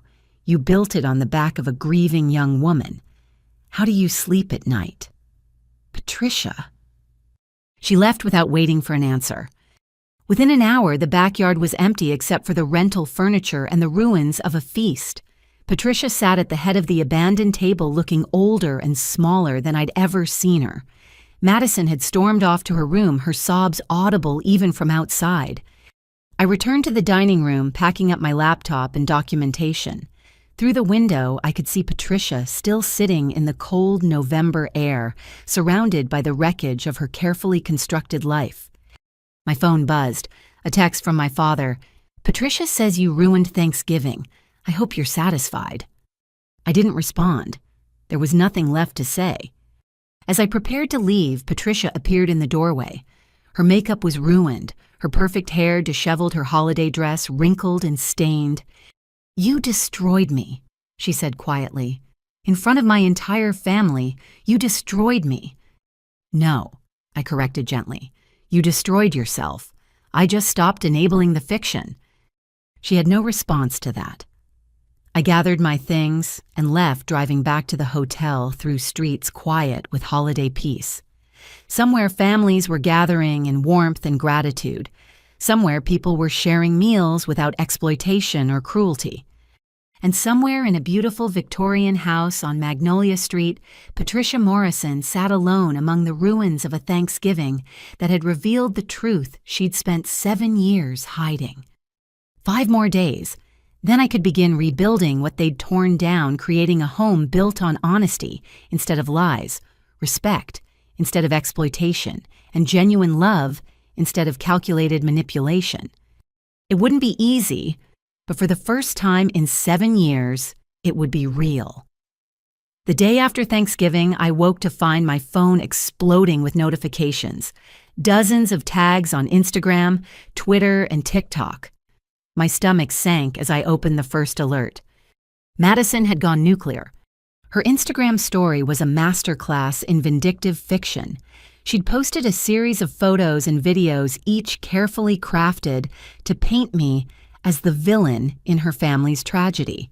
The first showed her tear-stained face with text overlay, "When your evil stepsister steals your childhood home and throws you out on the street." The video had already been viewed 12,000 times. I scrolled through the rest with growing disbelief. She'd posted photos of herself packing boxes, claiming I'd manipulated a dying old woman into leaving me the house. Another showed the Thanksgiving disaster's aftermath with the caption, "She even ruined our last family holiday in our home. Who does this?" But the worst was a TikTok video where she sobbed dramatically while packing her childhood memories. "I've lived in this house since I was 18. She wailed to the camera. "Every birthday, every Christmas, every important moment happened here. And now my stepsister, who we welcomed into our family, who we treated like a princess, is throwing us out because she's jealous of our happiness." The comments were brutal. Hundreds of people who didn't know the real story were attacking me. What kind of monster evicts family? Greed is so ugly. She'll die alone with her money. My nursing colleagues started texting confused and concerned. The hospital's HR department called someone had sent them Madison's posts claiming I was unfit to care for children if I could be so heartless to my own family. I called Mr. Hutchinson immediately. "I've seen them," he said before I could speak. "Screen record everything. This is defamation and we'll add it to our civil suit. Don't respond publicly. Let her dig her own legal grave." But Madison wasn't done. Throughout the day, she escalated her social media campaign. She posted what she claimed was security footage of me breaking in to change the locks, actually video of me entering my own house with my legal key. She shared screenshots of text messages supposedly from me, threatening them crude photoshops that wouldn't fool anyone who looked closely, but her followers weren't looking closely. The crescendo came that evening. Madison went live on Instagram, broadcasting from her room as she packed her life away. 3,000 viewers watched as she opened boxes, pulling out items with manufactured emotion. "This was my sweet 16 tiara," she said, holding up the rhinestone crown. "I wore it the night Dad, my stepfather, officially adopted me in his heart, if not legally. And now his biological daughter is making sure I can never feel that belonging again." The adoption lie was a new low. My father had never even discussed adopting Madison. She was 25 years old and had a living father who sent sporadic birthday cards and nothing else. But her audience ate it up. The viewer count climbed. Comments flooded, in many offering her places to stay money for a lawyer's sympathy for her plight. Someone started a GoFundMe, "Help Madison Save Her Childhood Home." It raised $2,000 in 3 hours before I could report it as fraudulent. I was documenting everything when I heard a car pull up outside the hotel. Through the window, I saw Madison's car, a BMW her mother had leased for her in the parking lot. She was here, at my hotel. I double-checked that my door was locked and called hotel security. "We have someone who may be planning to harass me," I explained. "She's my stepsister currently under eviction, and she's been posting defamatory content about me online." Security promised to monitor the situation. Within minutes, I heard commotion in the hallway. Madison's voice, loud and dramatic, carried through the door. "I just want to talk to my sister. I want to apologize. Why won't anyone help me reconcile with my family?" She was live streaming again. I could see it on my phone, the hotel hallway security approaching her tearful face, perfectly angled for maximum sympathy. "They won't even let me apologize," she sobbed to her audience. "I came here to make peace, to beg for forgiveness, and she's called security on me. Her own sister." Security firmly escorted her out, but the damage was done. The video went viral within hours. "Evil stepsister" started trending locally. Someone found my LinkedIn and posted it to Reddit. My professional headshot became a meme, the face of family betrayal. But Madison had made a crucial mistake. In her eagerness to destroy me, she'd been sloppy. The security footage she'd posted included clear timestamp data proving she'd changed the locks illegally. Her live streams showed undamaged property she'd claimed I'd destroyed. Most damning, she'd accidentally included a glimpse of the actual eviction notice in one video, contradicting her claims about the reasons for removal. Internet detectives started noticing inconsistencies. Why did she claim to have lived there since childhood, but earlier posts showed a different house? Why were there no photos of her in the home before age 18? How could someone who claimed to be homeless afford a BMW and designer clothes? The tide began to turn, but not before the damage spread. My supervisor called parents of patients had seen the posts and expressed concern. While the hospital supported me, they suggested I take a few days off until things calmed down. Madison, drunk on viral attention, escalated further. She posted a tour of her house, showing damage that didn't exist, claiming I'd already started destroying her home. But sharp-eyed viewers noticed something she'd missed. Visible in several shots were the security cameras I'd installed after her birthday party. I'd recorded everything. Working with Mr. Hutchinson, we prepared a comprehensive response. Not emotional appeals or social media drama, but facts. Security footage of Madison's party showing her destroying property. Time-stamped video of her entering my locked room. Audio from the cameras in common areas where recording was legal, capturing her calling me the help, and discussing how to milk Jamie for everything before Mom marries someone richer. We sent cease and desist letters to Madison and Patricia demanding they stop the defamatory posts. When Madison ignored them, continuing her campaign, we released the security footage. The internet's judgment was swift and merciless. The same commenters who'd called me a monster now turned on Madison with double the venom. Her Instagram followers plummeted. The GoFundMe was shut down with a fraud warning. Someone found her old posts bragging about living rent-free and never having to work like regular people. But Madison wasn't finished. Cornered and exposed, she lashed out with one final desperate video. Fine, you want the truth. She was clearly intoxicated, mascara, streaking hair disheveled. Yeah, we treated her like crap, so what? She let us. For 7 years, she cooked and cleaned and paid rent like a good little servant, because she's too pathetic to stand up for herself. And now she suddenly grows a spine because some old lady felt sorry for her. She's not a victim, she's a doormat who got lucky. The video was meant to hurt me, but it became her complete undoing. In trying to wound me, she'd confessed to everything: the exploitation, the cruelty, the deliberate nature of their treatment. Major news outlets picked up the story. Influencers' viral rant exposes years of family exploitation became a trending topic. Her employer, the real estate firm that had already been questioning her after the birthday party arrest, fired her immediately. The BMW was repossessed when Patricia stopped making payments. Madison's carefully curated online persona crumbled entirely. The next morning, I received a package at the hotel. Inside was an envelope of cash, $3,000, and a note in Madison's handwriting. "This is all I have. Please don't release any more videos. I'm sorry, I'll leave quietly." I stared at the money, probably from the GoFundMe, before it was shut down. It wasn't even a fraction of what I'd spent supporting the household over 7 years, but it wasn't about the money. It never had been. I had Mr. Hutchinson return it with a simple message. "Use this for your moving expenses. Leave by the deadline. Stop the harassment. No further contact." Madison's social media went dark after that. The videos were deleted, the accounts made private, or deactivated entirely. The internet moved on to its next drama, leaving only archived screenshots and think pieces about toxic family dynamics in the social media age. But the real cost was higher than followers or reputation. Madison had spent so long crafting an online persona that she'd forgotten how to exist without it. Her entire identity had been built on the fiction of being a successful influencer from a perfect family. Without that fiction, she had nothing. 3 days remained on the eviction notice. The house was quiet when I drove by. No more parties, no more drama, just the steady work of lives being packed into boxes.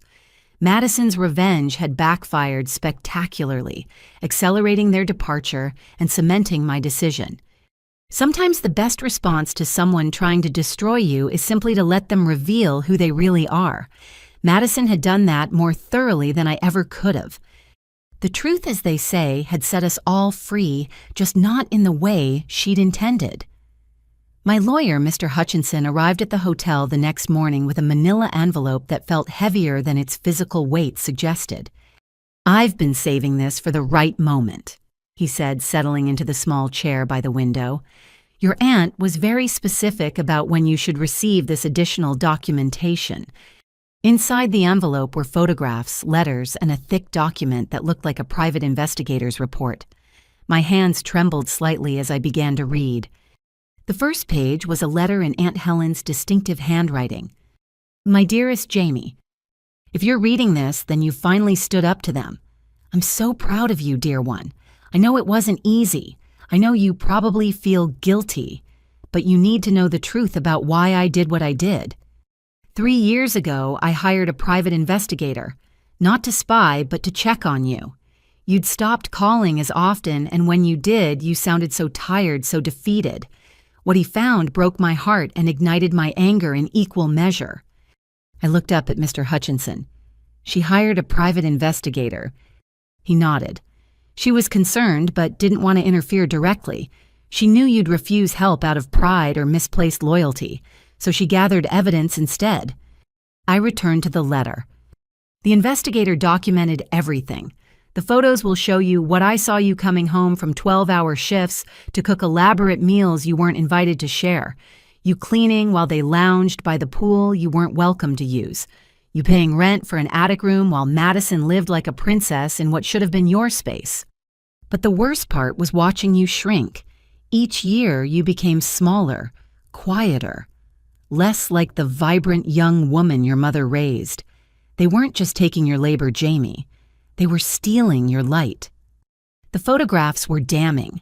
Shot after shot of me carrying groceries while Patricia and Madison sat on the porch. Me mowing the lawn in the summer heat while they sunbathed. Me through the kitchen window at midnight still cleaning up from a dinner party I hadn't been invited to attend. One photo stopped me cold. It showed me sitting alone in my car in the hospital parking lot, clearly crying. The timestamp showed it was Christmas Eve 2 years ago, the night Patricia had told me not to join the family dinner because it would be awkward with Madison's boyfriend's family. These photos, I couldn't finish the sentence, were taken from public property or with permission from neighbors, Mr. Hutchinson assured me. Everything was legal and above board. Your aunt was very careful. The investigator's report was thorough and clinical. Subject Jamie Richardson exhibits signs of sustained emotional abuse and financial exploitation. Despite professional success, promoted to charge nurse received multiple commendations, subject maintains subservient role in household. Family members demonstrate pattern of deliberate exclusion, excessive demands, and psychological manipulation. Of particular note, subject pays $700 a month for substandard accommodations, while comparable rooms rent for $300, $400 in same neighborhood. Subject provides approximately 30 to 40 hours weekly of unpaid domestic labor, valued at $600, $800 a week. Total estimated financial exploitation, $75,000, $100,000 over observation period. Aunt Helen's letter continued. I wanted to storm in and rescue you immediately, but my lawyer, dear Mr. Hutchinson, who's been so patient with my schemes, advised patience. He said you needed to come to the realization yourself that any change had to come from you. So I made my plans. I bought the house through a trust, ensuring they could never find out. I documented everything, and I waited, hoping you'd find your strength before it was too late. The house was never really about property, dear one. It was about giving you the power to reclaim your life. Every month they paid rent they were paying into your freedom fund. Every lease violation they committed was another tool for your eventual liberation. There was more, so much more. Financial records showing how Aunt Helen had structured the purchase to maximum benefit for me. Legal strategies she'd developed with Mr. Hutchinson for various scenarios. Even psychological resources for recovering from long-term emotional abuse. She loved you very much, Mr. Hutchinson said quietly as I wiped away tears. She called you her true granddaughter, even though you were technically her great-niece. Said you were the only one who inherited your mother's strength, even if it had been buried under others' cruelty. One document caught my eye, a transcript of a conversation between Aunt Helen and the investigator. Has there been any physical abuse? P.I. No, ma'am. It's all psychological and financial. A.H. In some ways, that's worse. Bruises heal. But when they convince you that you deserve mistreatment, that you're lucky to have what little they give you, That damage goes deep. PI, what do you want me to do? AH, keep watching, keep documenting, and pray she finds her backbone before they break her completely. The final page of Aunt Helen's letter was dated just a month before her death. I won't be here to see you reclaim your life, dear one. My doctor says weeks, maybe days, but I'll die knowing I've given you the tools you need. The house, the evidence, the legal framework, it's all there waiting for you.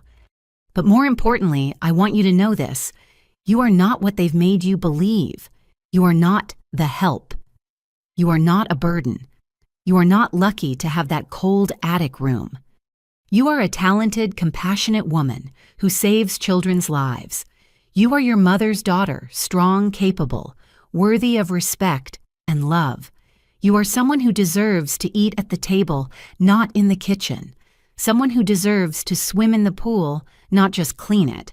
Someone who deserves to live, not just exist. They will call you cruel when you finally stand up.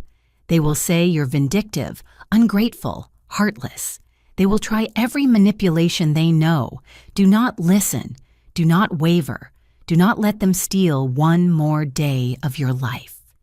And when you finally sit in your dining room, in your house, living your life, toast a glass to your old Aunt Helen. I'll be watching with your mother and will be so very proud. All my love, Aunt Helen. P.S. Check the attic crawl space behind the old wardrobe. I left something for you there during my last visit. I looked at Mr. Hutchinson in shock. There's something in the house. He smiled. She insisted on visiting one last time about 6 months before she passed. Said she wanted to see the place once more. She was alone in the attic for about an hour, told Patricia she was praying in the space where her dear friend's daughter slept. I thought back to that visit. Patricia had been annoyed by Aunt Helen's request to see my room, but couldn't refuse a 90-year-old woman. I'd been at work, had missed seeing her that final time. What did she leave? I asked. I don't know, Mr. Hutchinson admitted. She never told me. Just smiled that mischievous smile of hers and said you'd understand when you found it. I stared at the pile of evidence, years of documentation, carefully gathered proof of my exploitation. Aunt Helen had seen what I'd been too close to see. She'd watched them dim my light and had spent her final years ensuring I'd have the chance to shine again. There's one more thing, Mr. Hutchinson said, pulling out a final envelope. She instructed me to give you this only after you'd read everything else. Inside was a single photograph my mother and Aunt Helen at my mother's wedding, both radiant with joy. On the back in my mother's handwriting, "Thank you for being my daughter's guardian angel. Love always, Sarah." Below that, in Aunt Helen's shaky script, "Promise kept, my dear Sarah. Your daughter has found her way home." I broke down completely, then sobbing for the great aunt who'd loved me enough to orchestrate my freedom from beyond the grave. For my mother who'd been gone so long, but whose strength still lived in me. For the 7 years I'd lost and the lifetime I'd gained. Mr. Hutchinson quietly gathered the documents, leaving me the photos and letters. "Take your time," he said gently. "The house will be yours in 2 days. Then you can find whatever Helen left for you." After he left, I sat among the evidence of years of love and planning. Aunt Helen had seen me not as I was diminished and exploited, but as I could be. She'd believed in my strength even when I'd forgotten it existed. 2 more days. Then I could search that crawl space and discover the final piece of Aunt Helen's elaborate plan to save me from a life of servitude. Whatever she'd hidden there, I knew it would be exactly what I needed to hear, exactly when I needed to hear it. Some angels don't have wings. Some have white hair, sharp minds, and the patience to wait years for justice. Aunt Helen had been my angel working quietly in the background, ensuring that when I finally found my courage, I'd have everything needed to reclaim my life. 2 more days. I could hardly wait. The final eviction day arrived with the kind of crisp winter morning that makes everything feel more intense, more real. December 1st, a new month, a new beginning, and the end of my family's 7-year occupation of my house. The 48-hour emergency eviction had expired at midnight. They were now officially trespassing. I arrived at 8 in the morning with the sheriff's department, a locksmith, and a professional moving crew I'd hired to remove any belongings they'd left behind. What I found defied belief. Patricia and Madison had barricaded themselves inside. They'd changed the locks again illegally and moved furniture against the doors. Through the windows, I could see them inside Patricia on her phone and Madison filming everything on her camera despite her previous social media disaster. They were served proper notice. The Sheriff Deputy Harrison confirmed after reviewing the paperwork.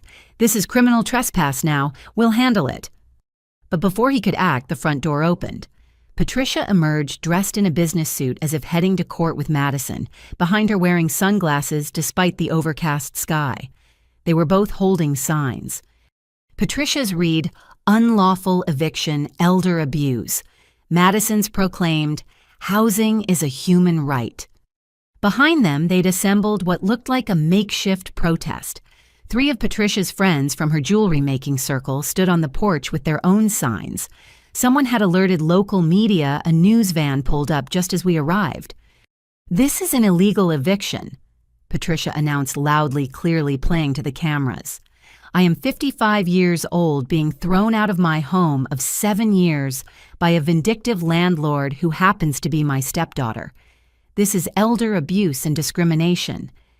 Deputy Harrison looked at me with raised eyebrows. "Ma'am, are you seriously claiming elder abuse?" "I have a heart condition," Patricia declared, clutching her chest dramatically. "The stress of this vengeful eviction could kill me. My doctor says I need stability."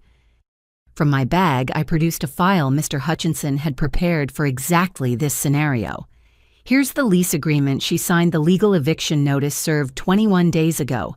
The emergency eviction granted due to criminal behavior and documentation of multiple lease violations, including an arrest on the property." The deputy reviewed everything while Patricia continued her performance for the growing crowd of neighbors and media.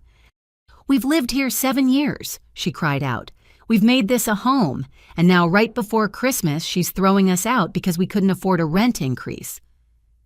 "There was no rent increase," I told the deputy quietly.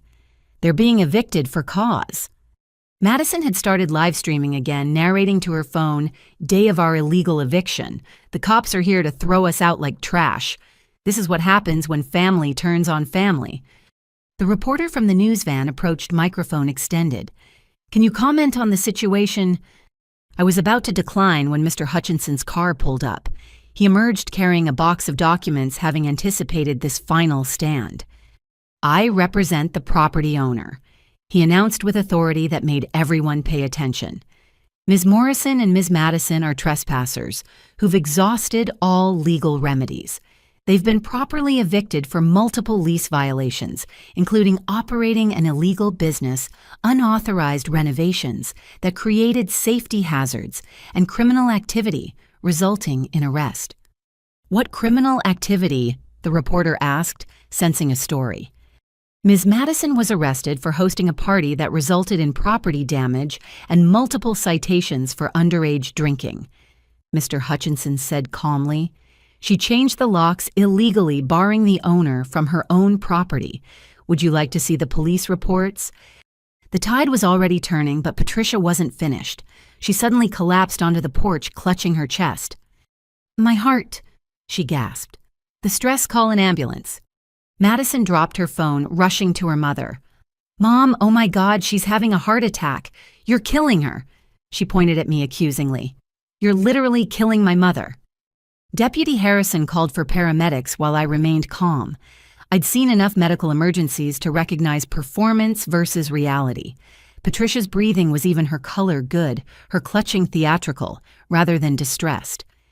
The paramedics arrived within minutes, checking Patricia's vitals with professional efficiency.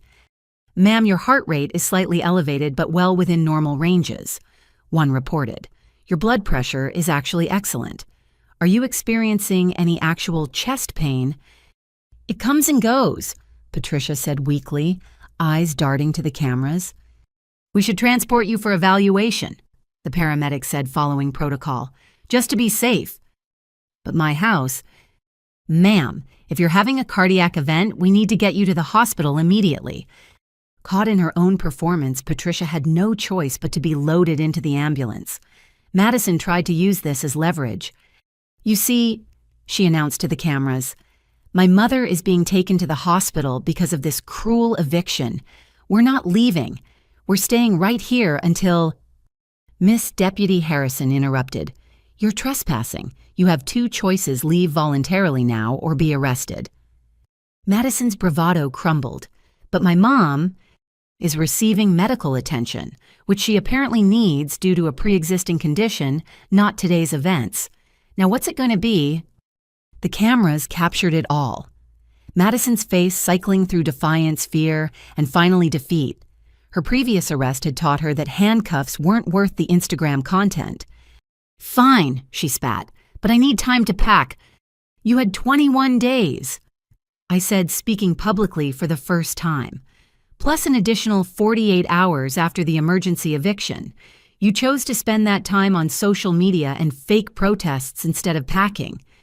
I turned to the reporter who was avidly recording everything. For 7 years, I paid rent for an attic room in my own inherited house, while being treated as unpaid domestic help. I cooked, cleaned, and maintained this property while being excluded from family meals and told I should be grateful for the opportunity to serve.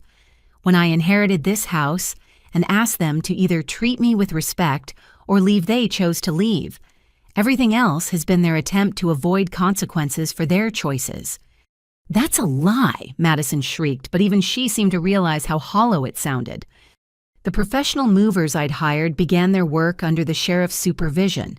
They carefully packed belongings into boxes, labeled everything, and loaded it onto trucks bound for a storage facility.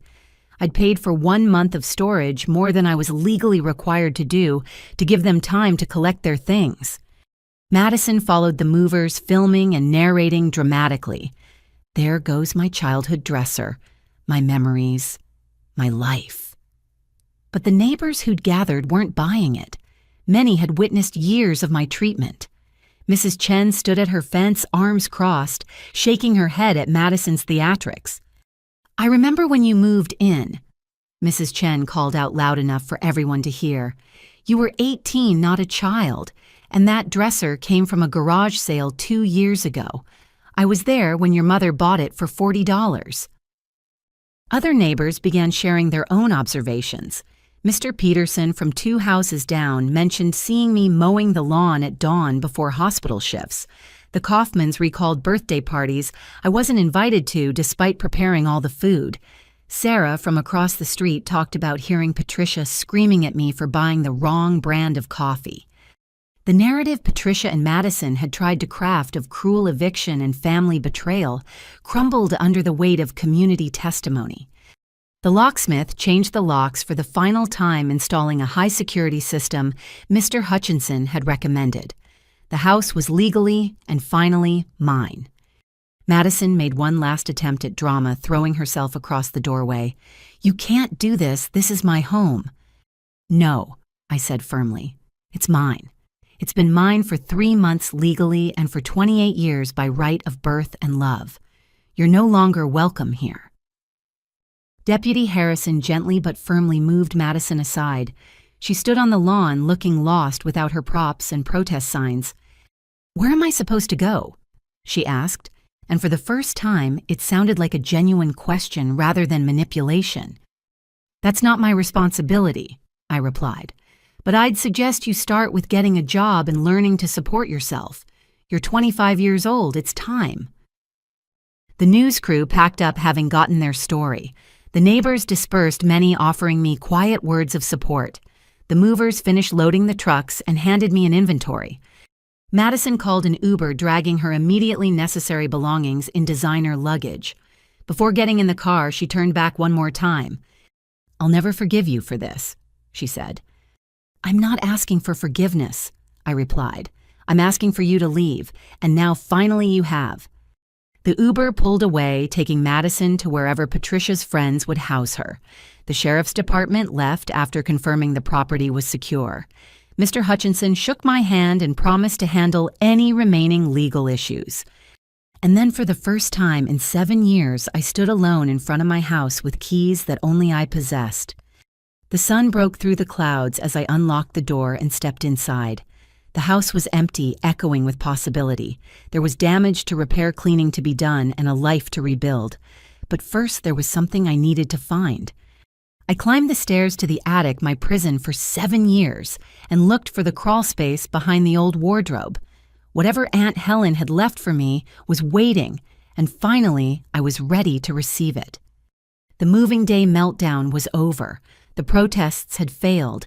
The performances had ended. I was home. That evening, as golden sunset light filtered through the empty rooms of my finally peaceful house, I heard a car pull into the driveway. Through the living room window, I watched my father emerge from his sedan, moving slowly, looking every day of his 58 years, and then some. He stood at the front door for a long moment before knocking a soft, hesitant sound that carried through the empty house. I'd been cleaning the kitchen, trying to erase the last traces of Patricia's occupation, and my hands were covered in suds. I dried them deliberately, taking my time. He knocked again, slightly louder. When I opened the door, I was struck by how diminished he looked. His usually pressed shirt was wrinkled, his salt and pepper hair uncombed. Behind him, the garden my mother had planted was visible in the dying light, the garden Patricia had wanted to pave over, but hadn't gotten around to destroying. "Hello, Dad." "Jamie." His voice was hoarse. "May I come in?" I stepped aside, letting him enter the house where he'd lived for decades, but which had never truly been his home, not since Mom died anyway. He walked into the living room, now empty of furniture, and stood awkwardly in the space where his recliner had been. "Patricia's in the hospital," he said without preamble. "Observation. They say it's anxiety, not her heart." I assumed as much. He turned to face me, and I saw something I'd never seen before in his eyes, genuine confusion. "How did we get here, Jamie? How did it come to this?" "You tell me, Dad. You're the one who chose this path." He moved to the window, looking out at the street where neighbors were settling in for quiet evenings. Normal families doing normal things. "I've left Patricia," he said quietly. The words hung in the air between us. I waited, having learned over the years that silence often prompted more honesty than questions. "I went to the hospital," he continued. "She was screaming at the nurses, demanding special treatment, threatening to sue everyone. And Madison was there, filming it all for her social media, turning her mother's fake crisis into content. And I realized I've been living in a circus. I've been so desperate to not be alone that I surrounded myself with chaos and called it family." He turned back to me, and for the first time in years, he looked directly at me, not through me or around me, but at me. "I've been a terrible father." The admission should have felt like victory. Instead, it just felt sad. "Yes," I agreed simply. "You have." He flinched, but didn't argue. Moving slowly like an old man, he lowered himself to sit on the floor where his chair used to be. After a moment, I joined him, sitting cross-legged like we used to when I was little, and he'd read me stories. "Your mother would have hated what I became," he said, pulling out a manila envelope from his jacket. "I found these while packing. I've been saving them." He handed me the envelope with shaking hands. Inside were photographs I'd never seen my mother in her garden, laughing at something off camera. My parents' wedding day, Mom holding infant me in the hospital. But there were also letters in her handwriting recipes. She'd collected cards she'd made for various holidays. "Patricia made me put them away," he admitted. "Said it wasn't healthy to keep shrines to the dead. But I couldn't throw them out. I kept them in my office, hidden in tax files where she'd never look." I touched a photo of my mother, feeling closer to her than I had in years. "Why show me these now?" "Because I finally understand what I lost. Not just your mother, I lost her daughter too. I was so focused on not being alone that I pushed away the one person who actually mattered. It took you 7 years to figure that out." He rubbed his face with both hands. "I'm a coward, Jamie. I've always been a coward. When your mother got sick, I threw myself into work because I couldn't handle watching her fade. After she died, I couldn't handle your grief on top of mine, so I withdrew. When Patricia came along, she was easy. She didn't remind me of loss. She didn't carry ghosts. She was shallow and materialistic and exactly what I thought I needed. And I was the price you paid for that comfort. Yes. The word came out broken. I told myself I was providing stability, keeping the peace. But I was just choosing the path of least resistance. Every time Patricia criticized you, every time Madison treated you badly, every time you ate alone in the kitchen, I knew it was wrong. But speaking up would have meant conflict, and conflict would have meant possibly losing my buffer against loneliness. We sat in silence as darkness filled the empty room. Somewhere upstairs, the old house creaked and settled, making the sounds that had been my only company for so many nights. "I don't expect forgiveness," he said finally. "I haven't earned it, but I need you to know that I see it now. All of it. The way you kept Mom's memory alive through her recipes while I let Patricia erase her from the walls. The way you maintained her garden while I stood by as Patricia planned to destroy it. The way you became the woman your mother would have been proud of while I became a man she wouldn't recognize. What do you want from me, Dad?" He struggled to his feet, looking around the empty room. "Nothing.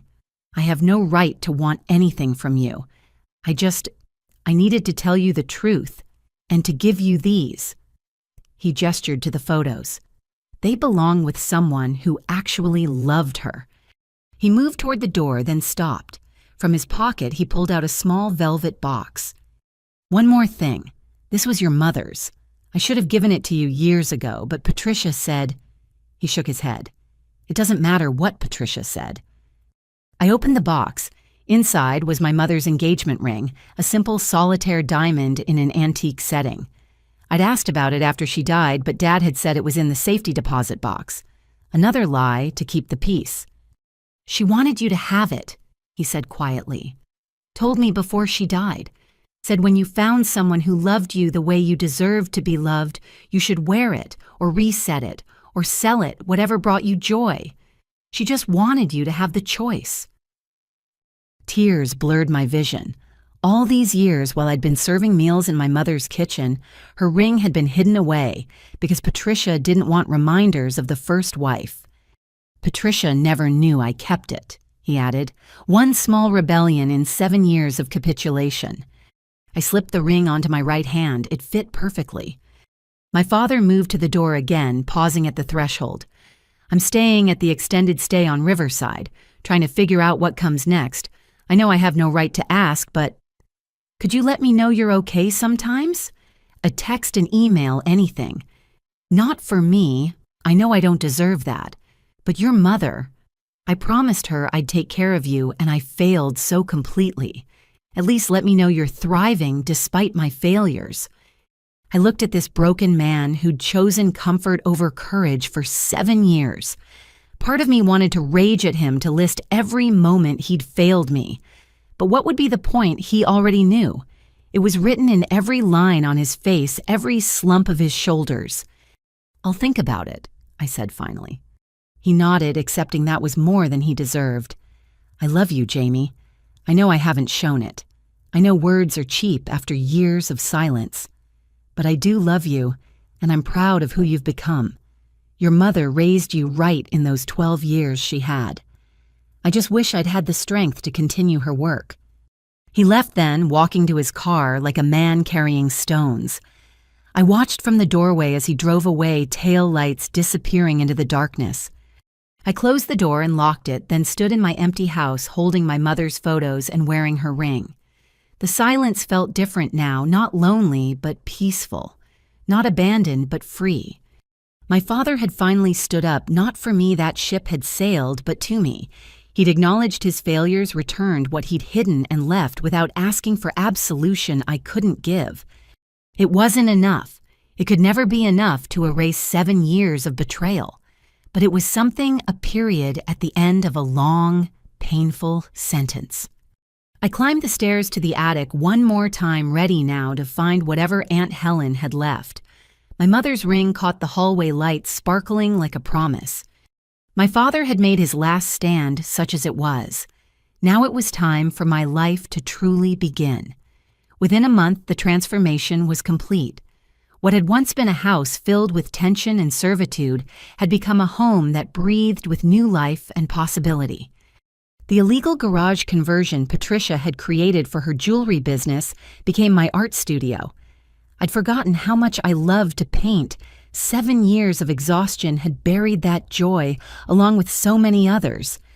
Now canvases lined the walls, and northern light flooded through the new windows I'd had installed properly with permits and everything.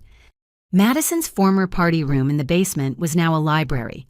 Floor-to-ceiling bookshelves held not just my nursing textbooks, but all the novels I'd been too tired to read, all the poetry I'd been too numb to feel.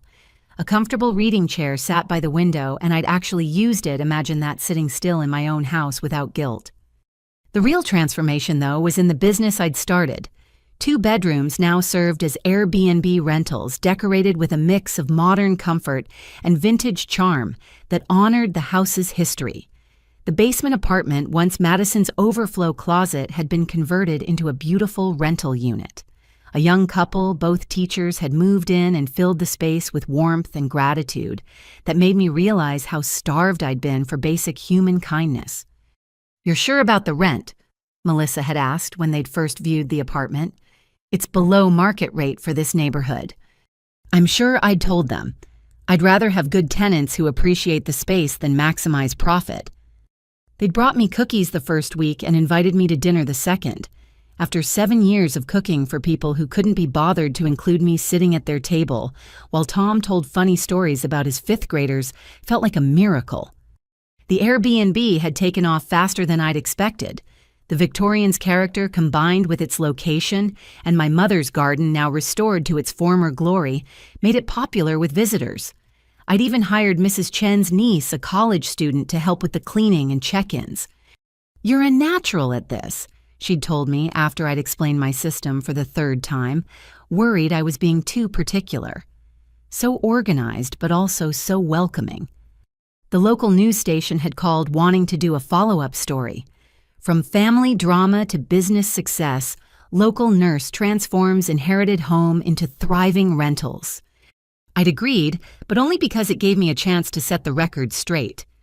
The reporter, the same one who'd covered the eviction drama, sat across from me in my beautiful living room, now furnished with pieces that I'd chosen that reflected my taste, my comfort. "This is quite a change from a month ago," she noted. "It's amazing what you can accomplish when you're not spending 40 hours a week cooking and cleaning for people who treat you like hired help," I said with a smile. "The video of that eviction day went viral. How did you handle the public attention?" "By focusing on the truth. For 7 years, I paid rent to live in an attic room of a house I'd inherited while being treated as unpaid domestic labor. When I finally stood up for myself, they tried to paint me as the villain. But truth has a way of surfacing. What would you say to critics who felt you should have been more forgiving? It was family, after all." I'd thought carefully about my answer. Family isn't about blood or marriage certificates. It's about how you treat people when you think no one's watching. For 7 years, my stepfamily showed me exactly who they were. Believing them was the healthiest thing I ever did. The segment aired the week before Christmas. The response was overwhelming messages of support from other people who'd been trapped in toxic family situations, seeing my story as inspiration for their own liberation. But the sweetest victory came in smaller moments: cooking dinner in my kitchen and eating it at my dining room table, swimming in my pool on a hot day without asking permission, sitting in my living room reading a book without someone demanding I fetch them something. The financial success was gratifying. Between the rentals and my nursing salary, I was more secure than I'd ever been. But the emotional success was priceless. I'd reclaimed not just my house, but my life. One evening, as I was painting in my studio, I heard a knock on the door. Through the peephole, I saw Madison's former co-worker from the real estate firm. "Hi, Jamie, I'm Sienna. I worked with Madison. I was wondering if you had a moment." Curious, I let her in. She looked around the renovated space with obvious admiration. "This is beautiful. So different from before." "Thank you. How can I help you?" "Actually, I was hoping I could help you. I saw the news segment about your rental business. I specialize in property management for small landlords. I wondered if you might need assistance as you grow. We talked for an hour. Sienna was professional, knowledgeable, and had a story of her own about Madison's behavior at work that made me realize I hadn't been the only target of her cruelty. She was a nightmare, Sienna confided. Took credit for everyone else's work, never did her own, treated the assistants terribly. When she was fired after that arrest, we actually celebrated. I hired her part-time to help manage the rentals, freeing up more time for my nursing career and my rediscovered love of painting. The best moment came when I received a package from a gallery downtown. Inside was a letter. Ms. Richardson, we recently viewed your artwork on your Instagram page and would be interested in discussing representation. Your piece, Liberation Day, particularly caught our attention. Please contact us at your earliest convenience. Liberation Day was a painting of my mother's garden in full bloom, painted from the view from what used to be my attic prison. I'd started it the day after the eviction and finished it just that week. It was the first painting I'd completed in 7 years. I called them immediately.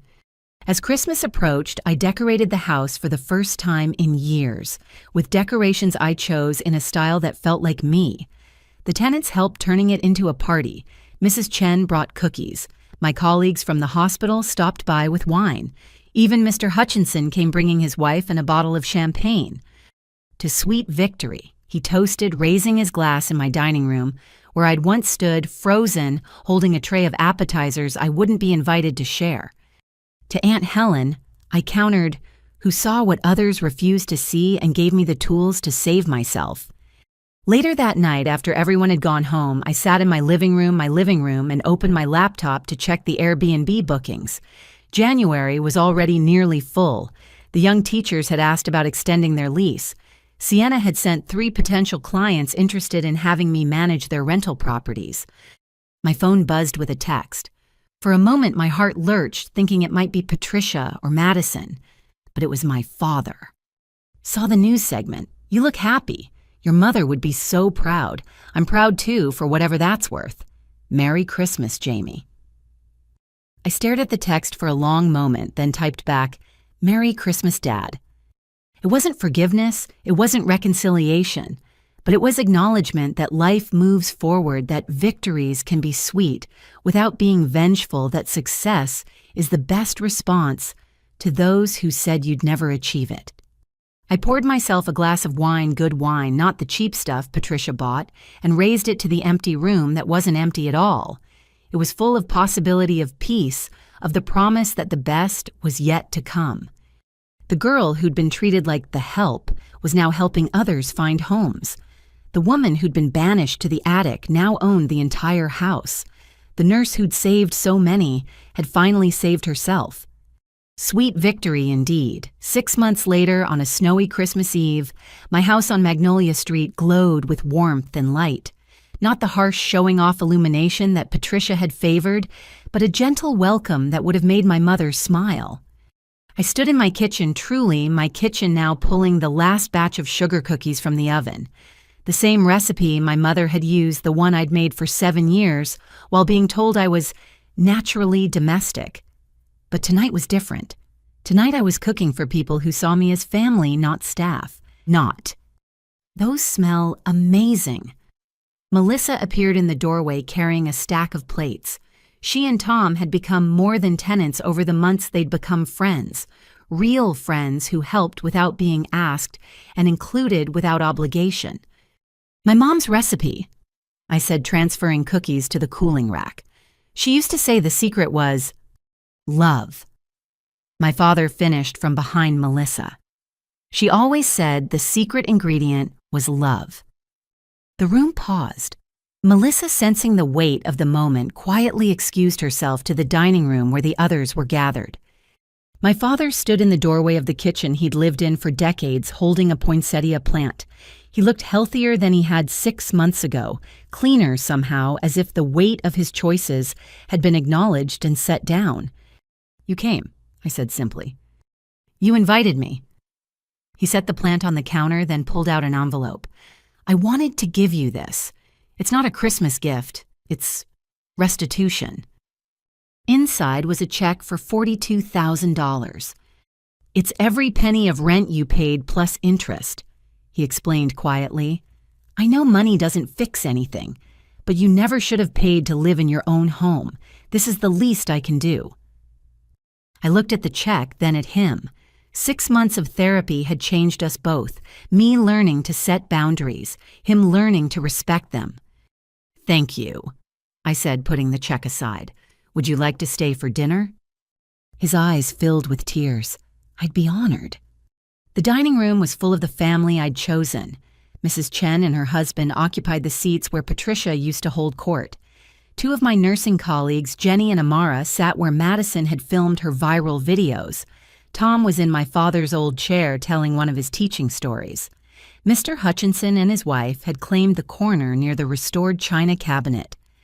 "Everyone," I announced, "this is my father, Richard." The introduction was met with polite but cautious greetings. They all knew the story, but they also knew about redemption, about the possibility of change, about the difference between forgiveness and forgetting. My father took the empty seat not at the head of the table where he'd once presided, but as one guest among many. He listened more than he talked, laughed at Tom's stories, complimented Mrs. Chen's dumplings. For the first time in years, he was present without trying to avoid the ghosts in the room. After dinner, as we gathered in the living room for coffee and dessert, Amara asked about the painting above the fireplace, a new piece I'd just hung.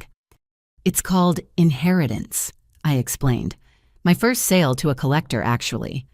The painting showed 3 women in a garden, my mother young and vibrant, Aunt Helen elderly but fierce, and me, somewhere between them, hands dirty from planting face, turned toward the sun. "It's beautiful," my father said softly. "Helen would have loved it." "She did love it," I said, which made everyone look at me in confusion. That's actually what I wanted to share with all of you tonight. I retrieved a box from the mantel, the same box I'd discovered in the attic crawlspace 6 months ago, exactly where Aunt Helen had promised it would be. When my great-aunt Helen passed, she left me this house and a mystery, something hidden in the attic. When I finally found it, it was this box with a letter and something else. I pulled out the letter, yellowed with age. This was written by my mother when she was first diagnosed. She gave it to Aunt Helen for safekeeping with instructions to give it to me when I was ready. Aunt Helen decided that meant when I was strong enough to stand up for myself.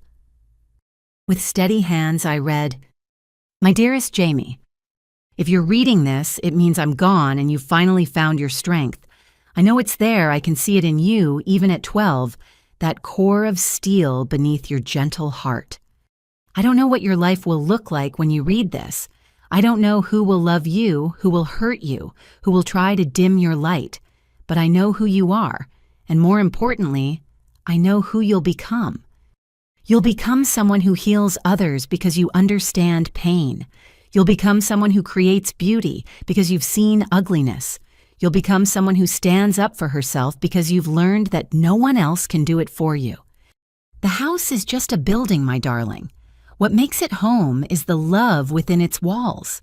Fill it with people who see your worth. Cook for those who appreciate the gift of your time. Open your door to those who enter with respect. And remember, you are not what others make you. You are not the roles they assign. You are not the services you provide. You are my daughter Helen's grandniece and your own woman. Be brave, my darling. Be kind, but most of all, be free. All my love, Mom. P.S. Check the bottom of the box. Some treasures are worth waiting for. I reached into the box and pulled out the last item, another small velvet box. Inside were my grandmother's pearl earrings, the ones my mother had worn on her wedding day, the ones Patricia had claimed were lost in the move. Helen saved them, I said, putting them on. They matched my mother's ring perfectly, just like she saved me. The room was quiet except for the soft crackle of the fire and a few sniffles. Mrs. Chen was openly crying. Tom had his arm around Melissa. Even my father wiped his eyes. To inherited treasures, Mr. Hutchinson raised his coffee cup, both material and spiritual. To chosen families, Mrs. Chen added. To second chances, my father said quietly. To coming full circle, I finished. We toasted with coffee and cookies, the room full of warmth that had nothing to do with the fire. Later, as people began to leave, each taking containers of cookies and leftovers, because cooking for others was a joy when it was a choice, not an expectation. My father lingered. I know I can't undo the past, he said, but I want you to know I see you now. Not as your mother's ghost, not as someone to manage my household, but as you, Jamie. My daughter who saves lives and paints beauty and turned pain into purpose. It's a start, I said. Healing isn't instant, but it's a start. He nodded, understanding. As he left, he turned back one more time. The house looks beautiful, like it did when she was alive, but somehow also entirely yours. After everyone had gone, I stood in my living room wearing my grandmother's pearls and my mother's ring, surrounded by the echoes of genuine laughter and real love. The girl who'd once served dinner she wasn't invited to share had just hosted Christmas Eve for the family she'd chosen and who had chosen her in return. Through the window, snow continued to fall on Magnolia Street, blanketing the world in fresh possibility. Somewhere, Patricia was probably still complaining about the injustice of consequences.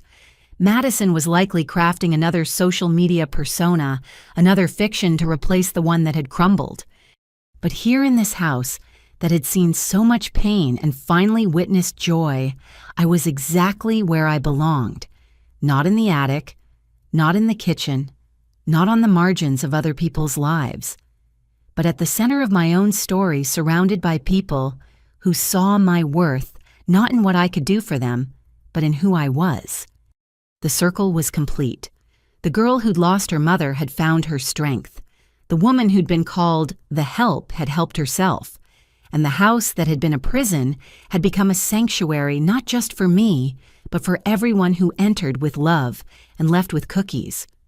As I turned off the lights and headed to bed in the master bedroom now, because why shouldn't I have the best room in my own house, I whispered a thank you to the two women who'd made this possible.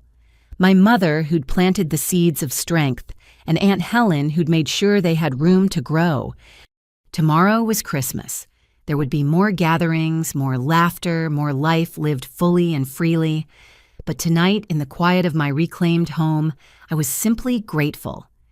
The inheritance had never really been about the house. It had been about the chance to choose my own life. And what a beautiful life it had become. Dear readers, if you've stayed with Jamie's journey this far, thank you. Have you ever had to stand up to family members who took advantage of your kindness? Sometimes the hardest battles are with those who should love us most. If this story resonated with you, please share it with someone who might need to hear that it's never too late to reclaim your life. Like and subscribe if you believe everyone deserves to eat at the table, not serve it. And comment below with your own stories of finding strength in difficult family situations. Your experiences might help someone else find their courage. From my home to yours, may you always know your worth and never settle for less than you deserve.